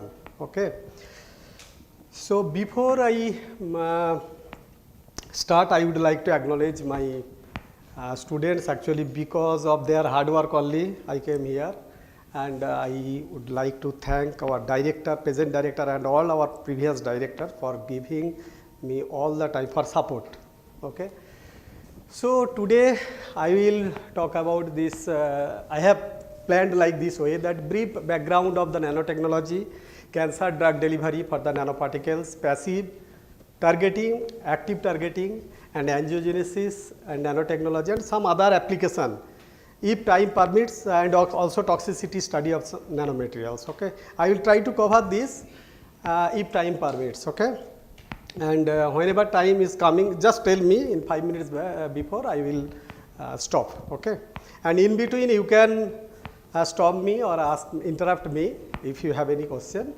So I would like to give very brief information. Nowadays nanotechnology is not new. Most of you are aware of that nanotechnology.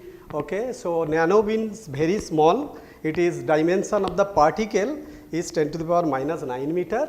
And the interesting thing is that this is the only platform where people from different background, either from chemistry background, biology, medical, doctor, pharmacy, any branch of science and technology can work together in this platform.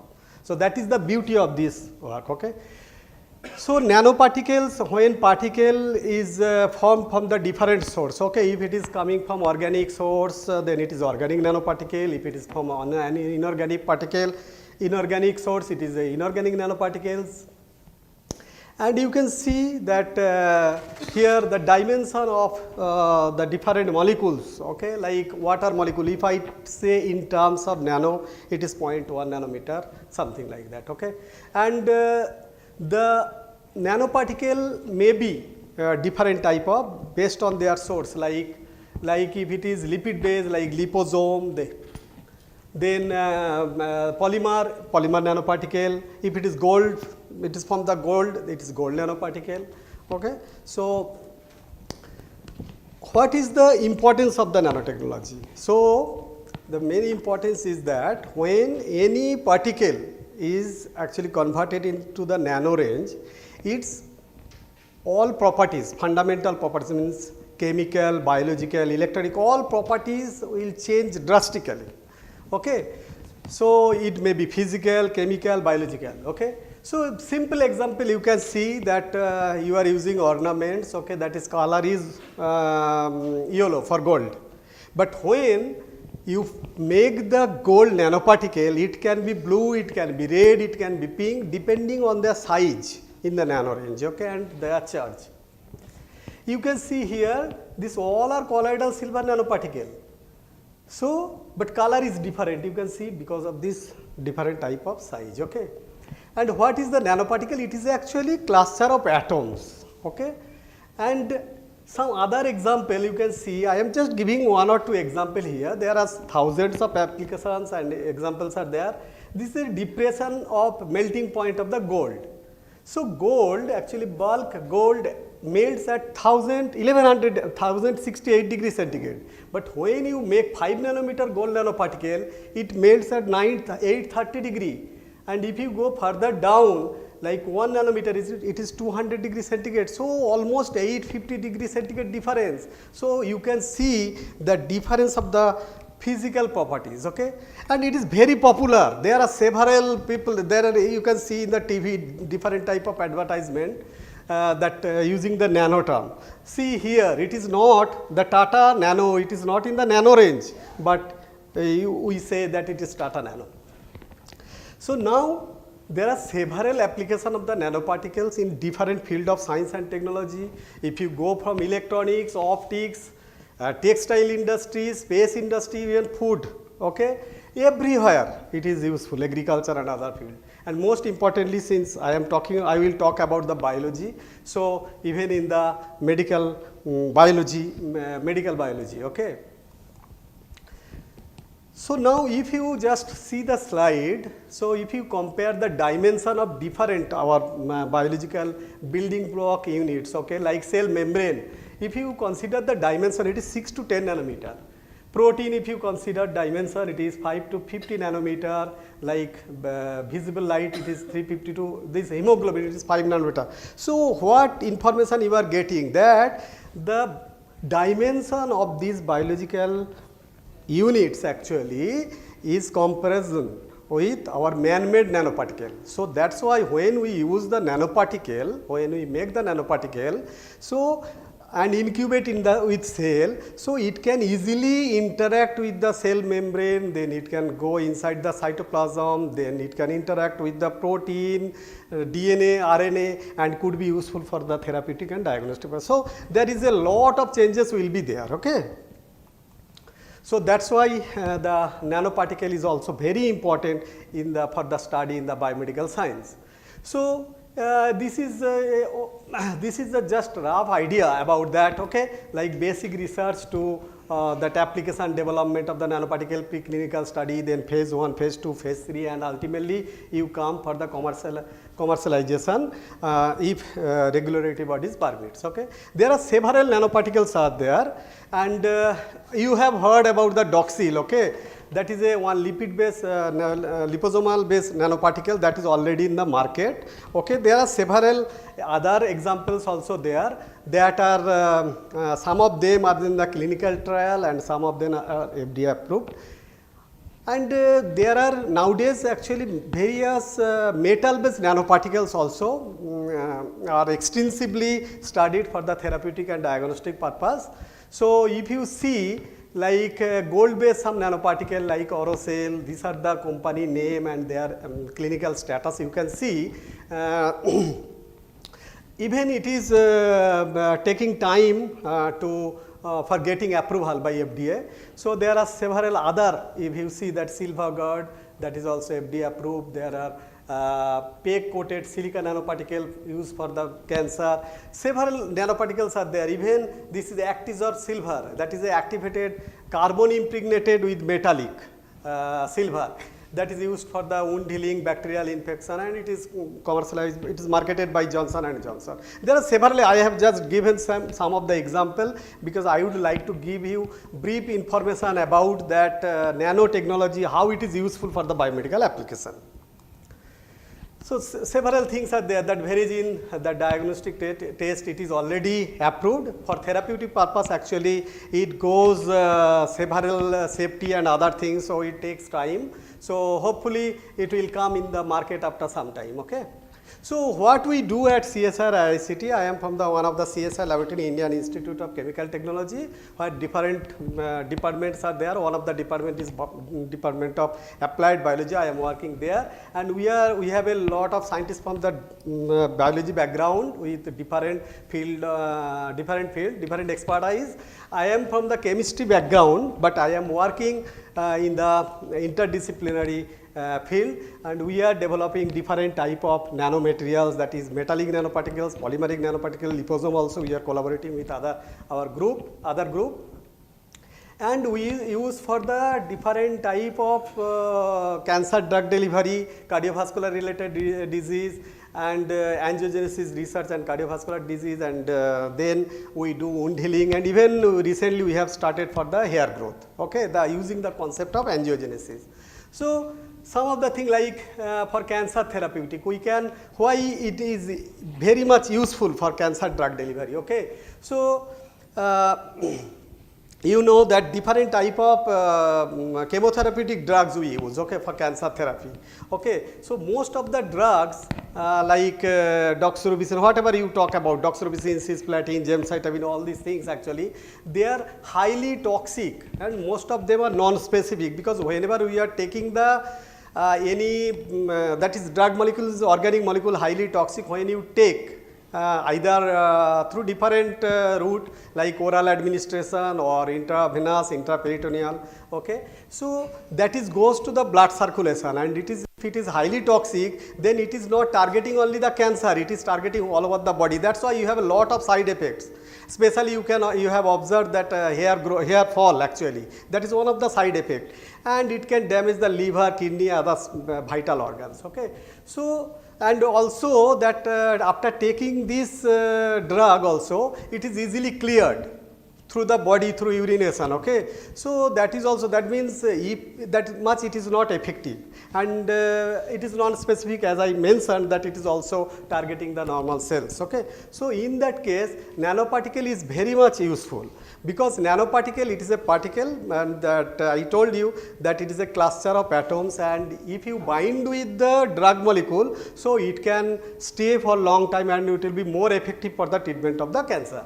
So, you know, for cancer there are different type of techniques are there, surgery, chemotherapy, radiation, all the techniques are there, and most important and popular and convenient strategy is the chemotherapy. And the chemotherapy, as I have already told you, that several limitations are there. So, in that case, nanotechnology we want in such a way that nanoparticle we can bind with the drug molecule, so that it will be more effective and we can reduce the dose of the drug. Dose of the drug means when we are reducing the dose of the drug, that means we are reducing the toxicity of the drugs, okay, that is one thing. And second thing, if we can target particular, because there are different type of cancer, either it is, if it is happening in the liver cancer, if it is happening in the pancreas, it is a pancreatic cancer, similarly lung cancer, kidney cancer. So, if you want to target cancer for the particular specifically, so you have to use some targeting agent, that also you can use with the concept or with the use of the nanotechnology. So, in the targeted fashion we can do. So, there are different type of strategies are there. Like you can use targeting agent, so that will be more specifically target, and without targeting also you can use the different type of anti-cancer drug for the treatment of tumor, that is called passive targeting, means we are not using any targeting agent. So, I will just give you few example like passive targeting, how it is happening. So, nanoparticle here when we are using, sometimes it is like a carrier, it is a vehicle. If you go to Delhi or Bombay, you can go by train, by bus or by other vehicle also. So, that is actually it is a vehicle. So, it is nanoparticle can be working as a vehicle. So, when nanoparticle, if you conjugate with the drug molecule, since it will be staying in the long time in the blood circulation, so this is just a schematic diagram. You can see when it is coming to the nanoparticle, it is coming to the blood vessel, you can see that side is healthy cell, this is tumor cell. If you see, if you compare these two parts, that interstitial space actually in the tumor, it is more, it is a leakiness vasculature is there in the tumor. So, when nanoparticle conjugated with drug, it is coming to the blood circulation, and if it is leaky, the tumor cell is there 10 micrometer, so it is coming to that place and stay for long time and release the drug. There are different mechanisms are there, that is a ROH, means ROH, reactive oxygen species sensitive, sometimes pH sensitive. So, different mechanisms are there, I am not talking about that. So, because of the leaky vasculature, the nanoparticle is coming and the drug is releasing more specifically here and staying more time. So, in this way, so we can kill the cancer cell, okay. So, that is called passive targeting, means we are not using any targeting agent, okay. Sir, it does not go to the healthy cells? No, the healthy cell also it will go, but there is a difficult, you can see here it is a very tight junction, no. So, that is why it can penetrate there. So, that is why it will be going there, and in the tumor region actually more vasculature is there. So, blood circulation is more, so the nanoparticle will be circulated for long time, and that is called enhanced permeability retention time. Okay. So, using that concept actually, so drug will be released, but if we use the targeting agent, then we can specifically target, that is also I will talk, okay. So, it is called passive targeting. So, there are different type of nanoparticles we have done extensively, and also there are several reports, thousands of reports you can see in the literature. So, here one of the simple example is that like copper nitrophosphatide. You know, all of you know that nitrophosphatide, it is used as a vasodilator, okay. So, nitrophosphatide, when we are using copper, different metals in the, what is the structure of the nitrophosphatide? It is a coordination complex, sodium is the outside and the FeCN5NO, nitric oxide, okay. So, there you can see the structure, and the outer side sodium, if you can replace with copper or other metals, it will make the copper nitrophosphatide, silver nitrophosphatide if you can combine. So, and that make a nanoparticle. Okay. So, sodium nitrophosphatide is not nanoparticle, but when it is replacing the sodium by other metal, it is making the nanoparticle, then you can characterize it is nanoparticle or not. So, whenever we are synthesizing any nanoparticle, first thing is that That so why we have prepared this copper nitroprusside. So sodium nitroprusside we have taken, copper sulfate we have taken, then just stir and then nanoparticle. So how you know the nanoparticle? So you have the transmission electron microscope. You can check that what is the particle size, what is the shape, you can come to know. If you have a TGA, so what type of at what type it will decompose, or it is really copper nitroprusside or not. So that also information you can get, and dynamic light scattering you can get size and charge, and ICP-OS that inductively couple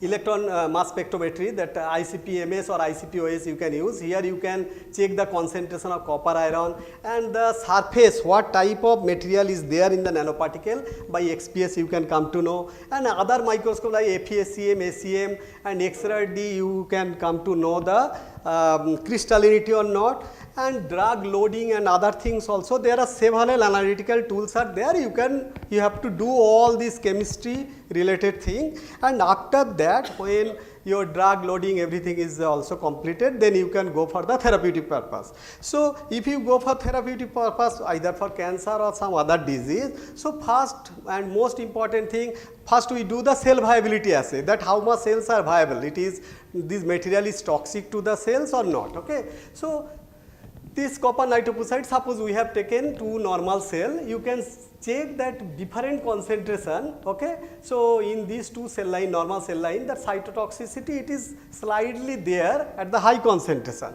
Okay, and we have taken also red blood cell collected from the mouse, and that also we have treated with different concentration at particular time point. You can see there that red color indicates the rupture of the blood vessel. So that means it is a hemocompatible or not. Okay. So we have checked that, and that also shows that in vivo biocompatibility. Not actually, it is not in vivo, it is ex vivo experiment. Okay.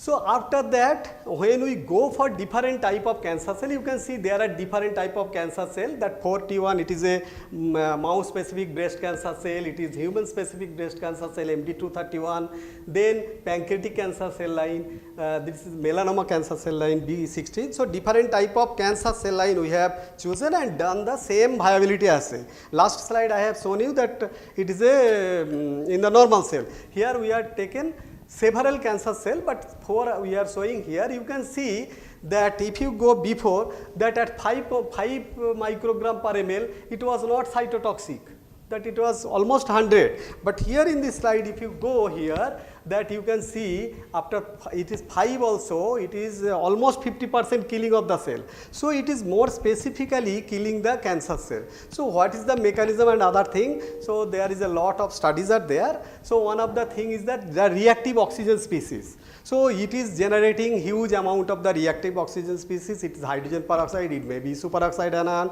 and other reactive oxygen. So that is one of the mechanism. So we have done DCFDA, DAG, DF2A, that nitric oxide, all these also we have done the staining, and then we have taken the picture from the confocal, and the green and red fluorescence indicates that it is actually generating more ROS compared to your control untreated, where we have not treated the nanoparticle.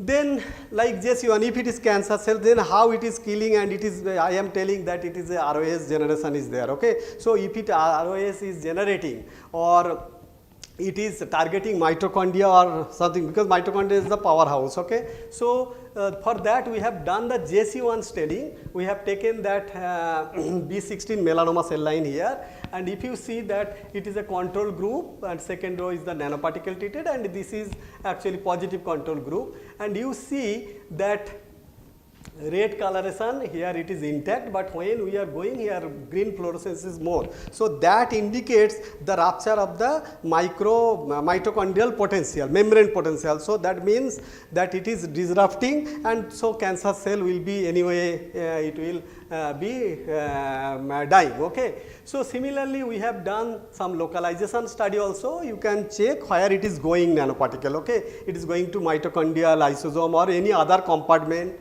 Okay. So there we have done that mito attacker, we have taken that that marker, and you can see the colocalization happening when the nanoparticles actually conjugated with the rhodamine, and that it has a color, that green fluorescence for that mitotacker. So, colocalization occurring, and so that indicates that it is going to the mitochondria. And similarly here also we have checked that rhodium red and DCFDA, you can check here, that indicates that it is going to the mitochondria and generating ROS. Similarly we have done some other assay also. I am not going to tell in detail, I am just showing you some of the slides, that cytochrome staining, that E-cadherin, then Ki67, that is a proliferative marker, and cytoskeletal, and all these actually staining and lot of other assay also there, apoptotic assay, then cell cycle, all these things when we did, and we have come conclusion that it is showing the anti-cancer activity in the cellular level. Now, when you have done in the cellular level, now we have to validate the data into the animal model, means preclinical animal model like mouse model. Okay, so we have taken the mouse model. Okay, so where we have made the, since it is a melanoma, so it is a skin cancer, you understand. So in the skin cancer, so subcutaneously we have injected the B16 cell line, and we have generated the tumor, and we have a different group. We have a on control group, then other different groups are there where nanoparticle we are treating with different concentration. Okay, so you can see here we have an untreated group. This is the tumor growth, how it is rapidly increasing, and when we are giving the injecting the nanoparticle here in the mice. So how we have taken the dose, first week we have injected 3 times, then second week 2 times, and third week also 2 times, as chemotherapy is also happening in the hospital like that way. So you can see it is not increasing, okay, but it is like control group. Okay, so anyway it is not reducing, but it is also keeping constant, it is not helping to increase the tumor growth. So that means it is acting as a anti-cancer agent, nitroprusside. So nitroprusside, this is a copper nitroprusside. So why it is working as a that anti-cancer agent? So there are several reports are there, nitroprusside, because it is generating huge amount of nitric oxide, ROS, that is one, and copper is also several reports are there. So that's why we have combined copper and nitroprusside, and we wanted to check that copper nitroprusside is showing more anti-cancer activity compared to only nitroprusside and only copper. So there we are getting, I have not shown those data, okay, I am just showing you key data. So after sacrificing the mice, okay, you can see the tumor regression, and then we have collected the tumor, and if you see that control group tumor weight, and when we are injecting at different concentration, the tumor that weight is less, and also tumor volume is less. Okay, so compared to, and also another study we have done that it is showing anti-cancer activity. Now second thing is that it is increasing the survivability or not. So when any patient either with breast cancer or any ovarian cancer, pancreatic cancer, if we are going for chemotherapy, so we would like to increase the survivability. So instead of 5 years, the patient can survive 10 years. So we are increasing the survivability. Here also we have checked in the mice. So if you see here that when untreated group mice, all are died at around 35 days, okay, but when we are injecting this in the treatment group, we are increasing the survivability. So our proof of concept, it is working. So when it is working, according to the survivability study and tumor regression study, then we can collect the tumor, and then we can do the all study like how it is molecular mechanism, it is happening or not. Okay, so to that context, like Ki67 is a proliferative marker. So when we are using nanoparticle, that green fluorescence, it is going down. So that also suggests that that inhibition of the Ki67, and it is supporting the anti-cancer activity. Similarly, we have done like CD31, then E-cadherin tunnel, all the staining actually supports the anti-cancer activity. Then we have collected also other vital organ than tumor like liver, kidney, spleen, lung, also head. Here head is not there. and the data actually analyzed by pathologist, okay. And according to him, according to the pathologist, that there is no in the control group there is normal vasculature is there, and but when we are using the nanoparticle, so that is actually that you can see that less compact arrangement, and it is destroying the normal structure. So that also indicates that it is actually helping in the anti-cancer activity. So similarly, we can go for other cancer also. So we have done, I have shown you that in detail in the melanoma. So then we have established that proof of concept into that breast cancer model. And similarly, we have checked that when we are using the nanoparticle, that time it is increasing the survivability and anti-cancer activity it is showing in the other cancer like breast cancer and ovarian cancer, several cancer also. So we can make a generalized approach that this nanoparticle could be useful for different type of cancer. But here interesting thing, we are not using any targeting agent, but nanoparticle itself like a drug, and it is working as an anti-cancer drug, okay. So then we have used silver. Silver is also well established for wound healing, bacterial infection, and silver eggs. There are different type of products are there in the market. So it is already in the market, but for the that is for the dermatological application and other things, but not for the internal. But we have done some experiment in the anti-cancer activity. So when we are replacing the copper with silver, there also it is showing similar effect, okay, and it is more active than copper, okay, at low concentration, and mechanism and other thing also same we have established for the breast cancer and other cancer. And some of the, there are several papers you can see. So here I am showing one of the biosynthesized nanoparticle, okay. That biosynthesized nanoparticle, it is not new, but therapeutic purpose, recently there are several papers are coming, and we first time we have demonstrated actually. So this nanoparticle, actually we are not using any other chemical as a reducing agent. Here plant extract itself is a reducing agent, and that make nanoparticle. And interesting thing is that when it is making the nanoparticle, that time some of the, because plant extract means there are several drugs molecules are there, okay. Like if you use like Taxol from the neem, it is isolated, okay. Curcumin, it is from the turmeric. So like that way, if you use plant extract, there are several chemicals are already there that can be anti-cancer also. So it is making the nanoparticle, and some of the drug molecules are during the formation of the nanoparticle, it is conjugated, and that can be used as a drug delivery system also. So we have prepared one of the example I am just showing you. So silver nanoparticle, it is from the Olax Candin,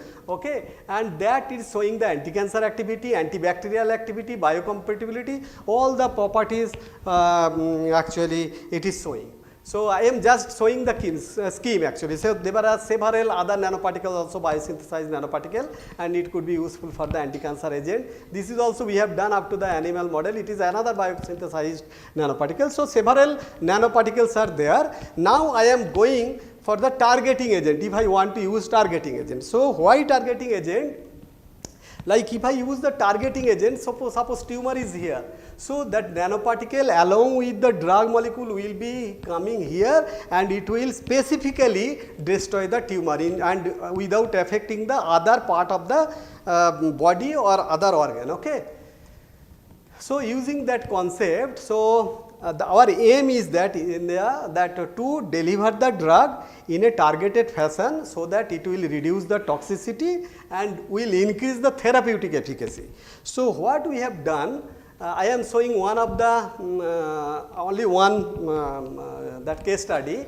So you are aware of the ovarian cancer, and in the ovarian cancer cell line actually there are different type of receptor, okay. So one of the receptor is the HER2 receptor, okay. So we want to target that. So if we use any targeting agent that will bind with the HER2 receptor, so it can inhibit the progression of the cancer, it can inhibit the progression of the cancer. So using that concept, we have developed one targeted drug delivery system. Like we have a gold nanoparticle, and then we have taken the doxorubicin as a chemotherapeutic drug, and targeting agent is a one protein. That protein is strep protein. it is actually monoclonal anti-EGFR antibody. So, it will specifically target to the HER2 receptor.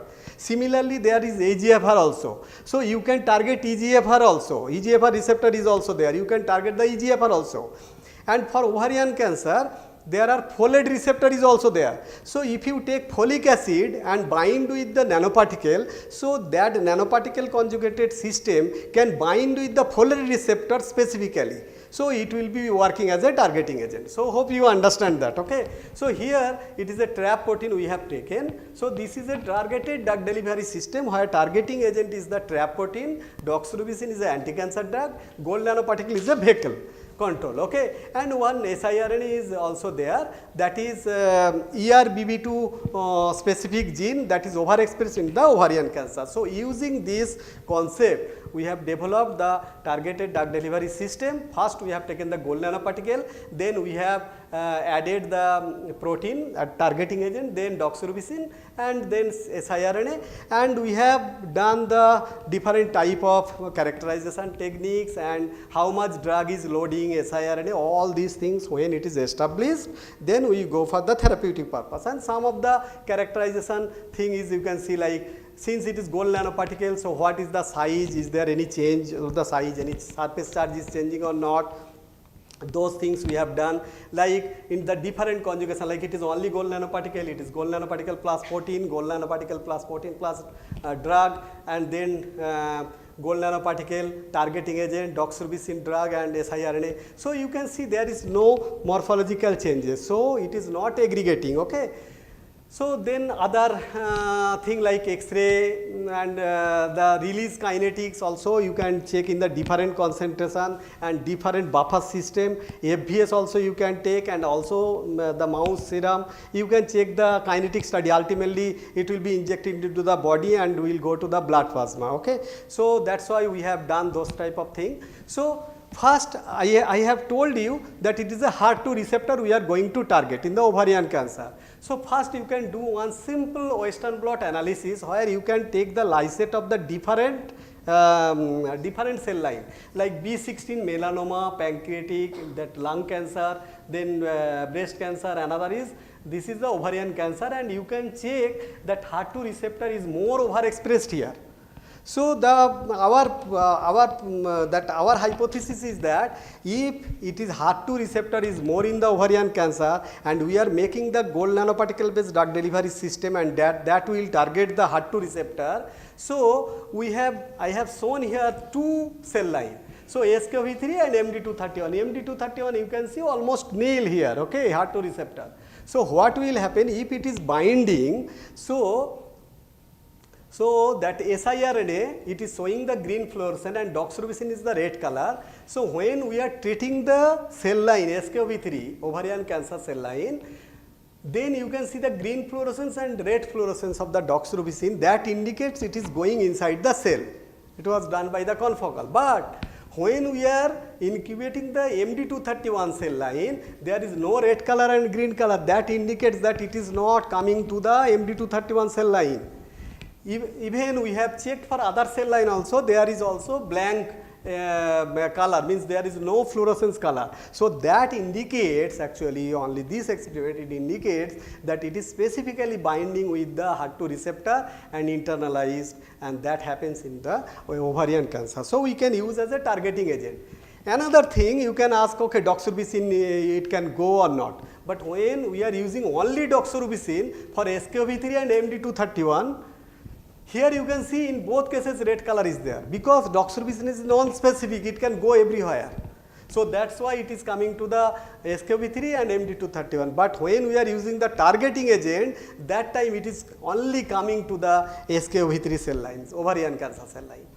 So, there are several in vitro assays, cell cycle, apoptosis, cell viability, then ROS generation and Western blot analysis, series of experiment we have done, but here just to check the proof of concept, that it is to make you more understandable, that we have taken two cell line here, MD231 SKV3, and after incubation we have taken the lysate and submitted for the ICP-MS analysis, and we have 5 minutes, and we have checked that the gold concentration is more here.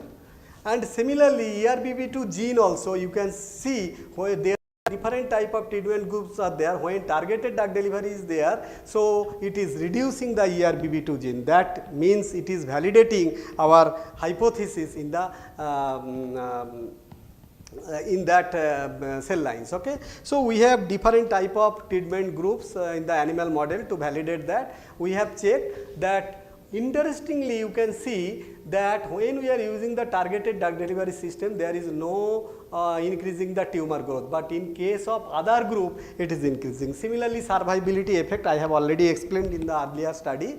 So I will just give brief information because only 5 minutes left. So angiogenesis, you all are aware of that angiogenesis, it is a formation of the new blood vessel from the pre-existing blood vessel, and there are many steps are there. Most important thing that cell proliferation, migration and tube formation, these are the major factors for the angiogenesis. And important thing that there are its role in the embryogenesis, menstrual bleeding and tumor growth, everywhere that angiogenesis is very much related. But for diabetic retinopathy, angiogenesis is not good. But in the cardiovascular related disease, that insufficient blood is there, so angiogenesis is important in that case. But for inhibition the tumor growth, it is also happening for the angiogenesis. So if you have, so angiogenesis, how you are using for what type of treatment, so that is very much important. So for cardiovascular related disease, you have to use the anti-angiogenic material, nanomaterial or targeting agent or any drug molecule. But in case of tumor growth, anti-angiogenic, and for cardiovascular related, you have to use the pro-angiogenic nanomaterials. So we have developed some of the pro-angiogenic nanomaterials. Okay. So there are different type of European zinc and those type of thing. It is already, we have established for last 15-20 years we are doing in that area. So here I just want to tell you that one of the nanoparticle is manganese, and the mechanism and other things already established, but it is working. Okay. So we have made the nanoparticle that is called manganese casein nanoparticle. Several experimental setup is there, and their optimized condition it is this one. And then we have, as usual, we have characterized the nanomaterial. Then we have done the cell proliferation assay in the Hubeck cell, because we have to do in the Hubeck cell for that particular assay. So that is called human vein endothelial cell. So vein endothelial cell. So here you can see that when we are using the nanoparticle, so it is proliferating. Also migration also, if you see nanoparticle we was using, we are, the wound closure is there and tube formation is there. All these things actually support that our nanomaterial helping in the angiogenesis. Okay. Then we have done, to establish the angiogenic property, we have done ROS generation, nitric oxide signaling, all the whatever the hypothesis to establish that. So we have done all this assay, and then so ultimate application here we have done like wound healing and ischemia. That ischemia we have done different type of work, limb ischemia, brain ischemia and also heart ischemia. And wound healing is also, there is a complex mechanism, but one of the step is that angiogenesis, because that proliferation stage. Okay. So using that concept, that angiogenic property we have used for this wound healing and hind limb ischemia in the two groups. Okay. So you can see when we use a nanoparticle, wound closure is faster than silver X also. And that was established by the further validated by the laser Doppler instrument. Okay. Similarly, and we have done different type of staining, those things, and in case of hind limb ischemia also, we have actually blocked the femoral artery and then made the ischemic region, and then we have treated with nanoparticle, and then we have checked that this is actually curing the ischemic region and making the blood flow normal. It was actually established by the laser Doppler instrument, and histopathology, all these things also supports that our nanoparticle is working. Okay. So there are several other nanoparticles also we have done for myocardial. This is for the European, and then for neurodegenerative disease also some other nanoparticles, and then you can see that nanoparticles like zinc oxide nanoparticle we use for the sunscreen. So if you use different type of nanoparticles and if you change the size, because smaller size will be more effective to absorb the UV light. So that will be more effective for the sunscreen. So titanium oxide also same. There are several things are there. Okay, biomedical application like apron also, that in the hospital you can coat with silver and other antibacterial, antimicrobial agent like nanoparticles. Okay, so in water treatment also nanoparticles have been used. Okay, so there are several things are there. You can also distinguish the normal cell and cancer cell also using that concept of the nanoparticle. Okay. And even for the DNA mismatch actually you can check by the nanoparticle. Okay, and the nitric oxide signaling is one of the important key signaling molecule for the cardiovascular disease. That also you can specifically detect by the single wall carbon nanotube. So there are several things are there. I would like to I wanted to give you some brief information about the nanoparticle, how you can utilize, and I am showing for some of the metal based nanoparticles, but it can be lipid nanoparticle, it can be protein nanoparticle. So several nanoparticles you can use, but the main basic concept is actually same. Okay. So then we go for the toxicity study. I am not showing those things. So when we injected the nanoparticle, okay, so you can check that, like when you give the blood, they do the that complete blood picture, CBP and serum chemistry. So similarly we have done all these things. So blood collection and then histopathology, all these things supports that our nanoparticle is not toxic into the preclinical. So we hope that it could be useful in future. Okay. So there are challenges also there, I am not going to discuss. Okay. So thank you very much. So I will be happy to answer your question if you have. Hope you understand, get little bit idea. I could not explain all the things, but if you ask now, I will try to answer. Sir, you said about the passive targeting. In case of passive targeting, the drug inventory by means of EPR effect, that is the leaky vasculature is there in the tumor site. Yes. But at the same time, when we talk about the active targeting, it is the upregulation of there are certain markers at the site which are being targeted. So, sir, like which you think is the more effective? Yeah, of course, targeting drug delivery is more effective. It's more like complex system. Because that passive targeting, it will go to the tumor and to some extent other organs. So like you can't avoid the that liver and kidney also, no? It will be there. And for active targeting, for like if you use like EGFR, as I have shown, anti-EGFR antibody, and then folic acid we have done, it will target the folate receptor. But folate receptor is not only available in the tumor, it is available in the blood and other cell also. But percentage of that receptor expression is less.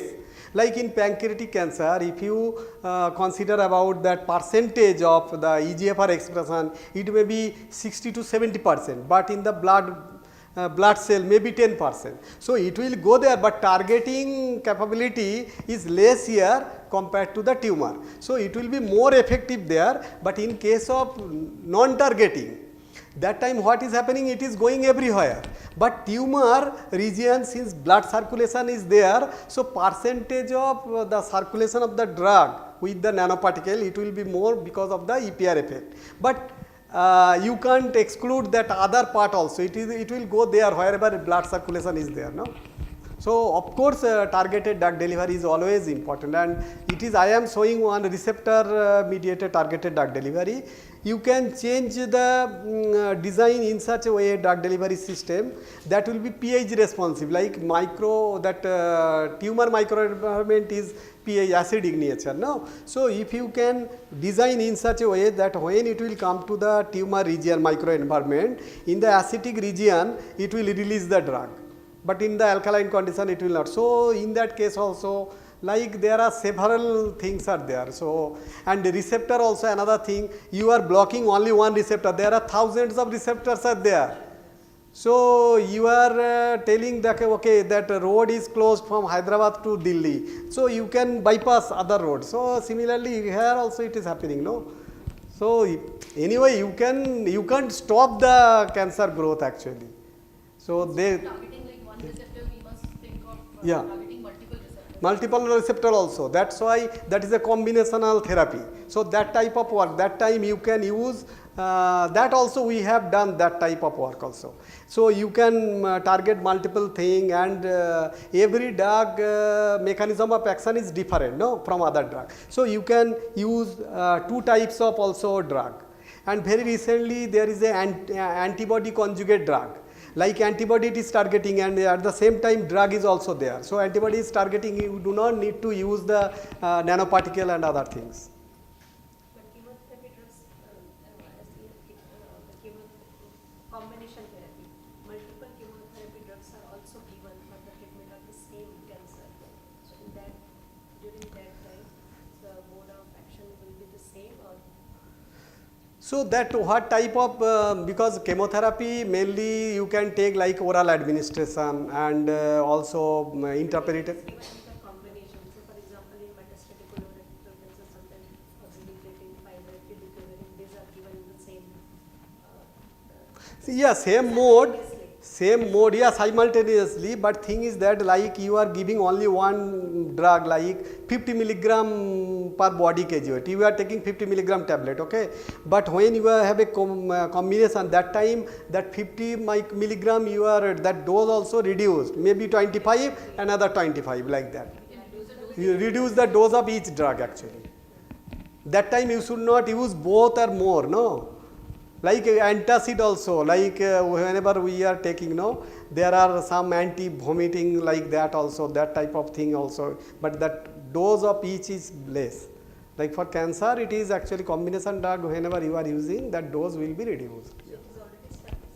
Yeah, many things are already clinics, and also that gold nanoparticle related thing, it is in the clinical trial phase 3 also happened, and still because I am telling you the thing, like liposome, doxil you have seen, no, doxil it is in the market, but when doxorubicin is developed like in the 1950, but it got the approval in 1994 after 44 years, and here it is a metal nanoparticle based things, and it is a new area actually, only 20 years almost happened, okay. First paper came in 2004 in the Nature Biotechnology paper, and for biological application of the nanoparticle.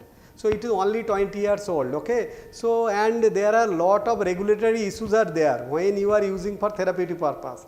If you use for diagnostic purpose like gold nanoparticle, it is already used in the market as a pregnancy kit, that that DNA sequence and other things also, that mismatch, all these things I have shown, no. For diagnostic, whenever you are doing outside the body, it can be approved easily, but when you are going for therapeutic purpose, it will take long time. So, but silver we are using only for people are using, and lot of industries are there, that is for dermatological application, no. So that's why it is not that much harmful. That's why otherwise if you inject the silver into the body, you do not know the long term toxicity. So for whatever we have done, like we have done 20 weeks the toxicity study and other things in the animal model, and we have not seen any adverse effect. But long term we do not know, and that does not mean that it is working in the mouse model, that will work in the human. Like one drug is allergic to you, and that same drug is not allergic to other bodies. So that's why personalized medicine also very important. So that type of, so lot of things have to do actually. In the Western blot that you were showing, so there was a receptor who was working for the ovarian cancer but not for MDMP-231, which is the breast cancer. So my question is, there are different cancers, like for example, let's say we have different breast cancer cell lines, 4680, 470.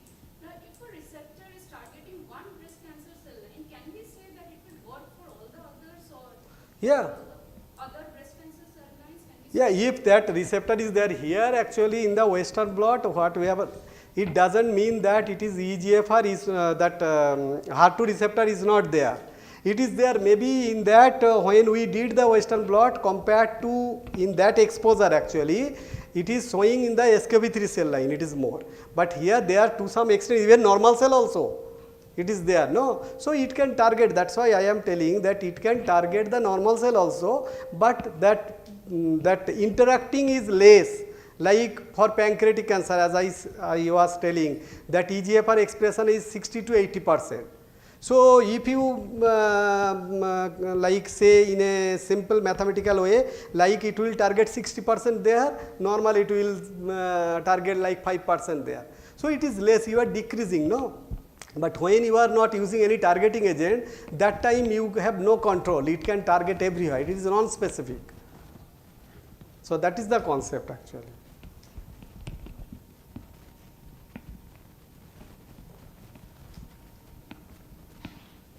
So like, I have one more, like, Yeah, yes. covering this a little query, like we are talking about nanotechnology, and if we are giving either by the passive targeting or by active targeting, this might happen that because you've shown that you use the siRNA, miRNA is also being used nowadays.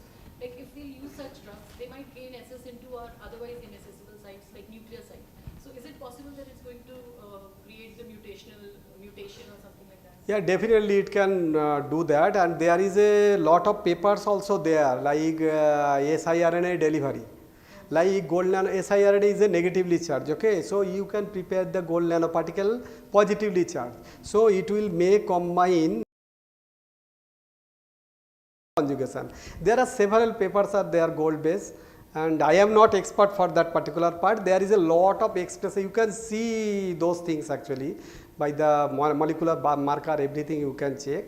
So that's why we are also sometimes doing collaboration who are doing the metabolomics, those type of things also we are doing, and here siRNA as you are telling, that also can be done. And These could be the long-term yeah. necessities of the Yeah, like we have done one work like P53, okay, that is a mutated gene, okay, so they are in the cancer, ovarian cancer, but we are using the wild type P53 and combined with the gold nanoparticle, and then we inject it into the mice, and that is actually that mutated protein is, I do not know how it is happening, but we have seen that ovarian cancer treatment actually, it is actually working. That also I think I forgot to check, show that also we have done with CCMB also, that in the nude mice we have shown actually that wild type P53 delivery. So that mutated P53, I do not know how it is replacing or it is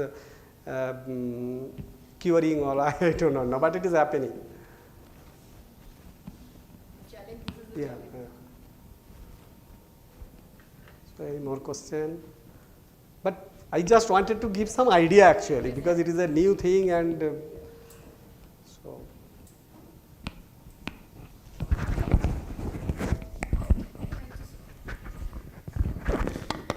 Thank you so much. So now I invite our organizing committee member, to join us in felicitating Dr. Bal.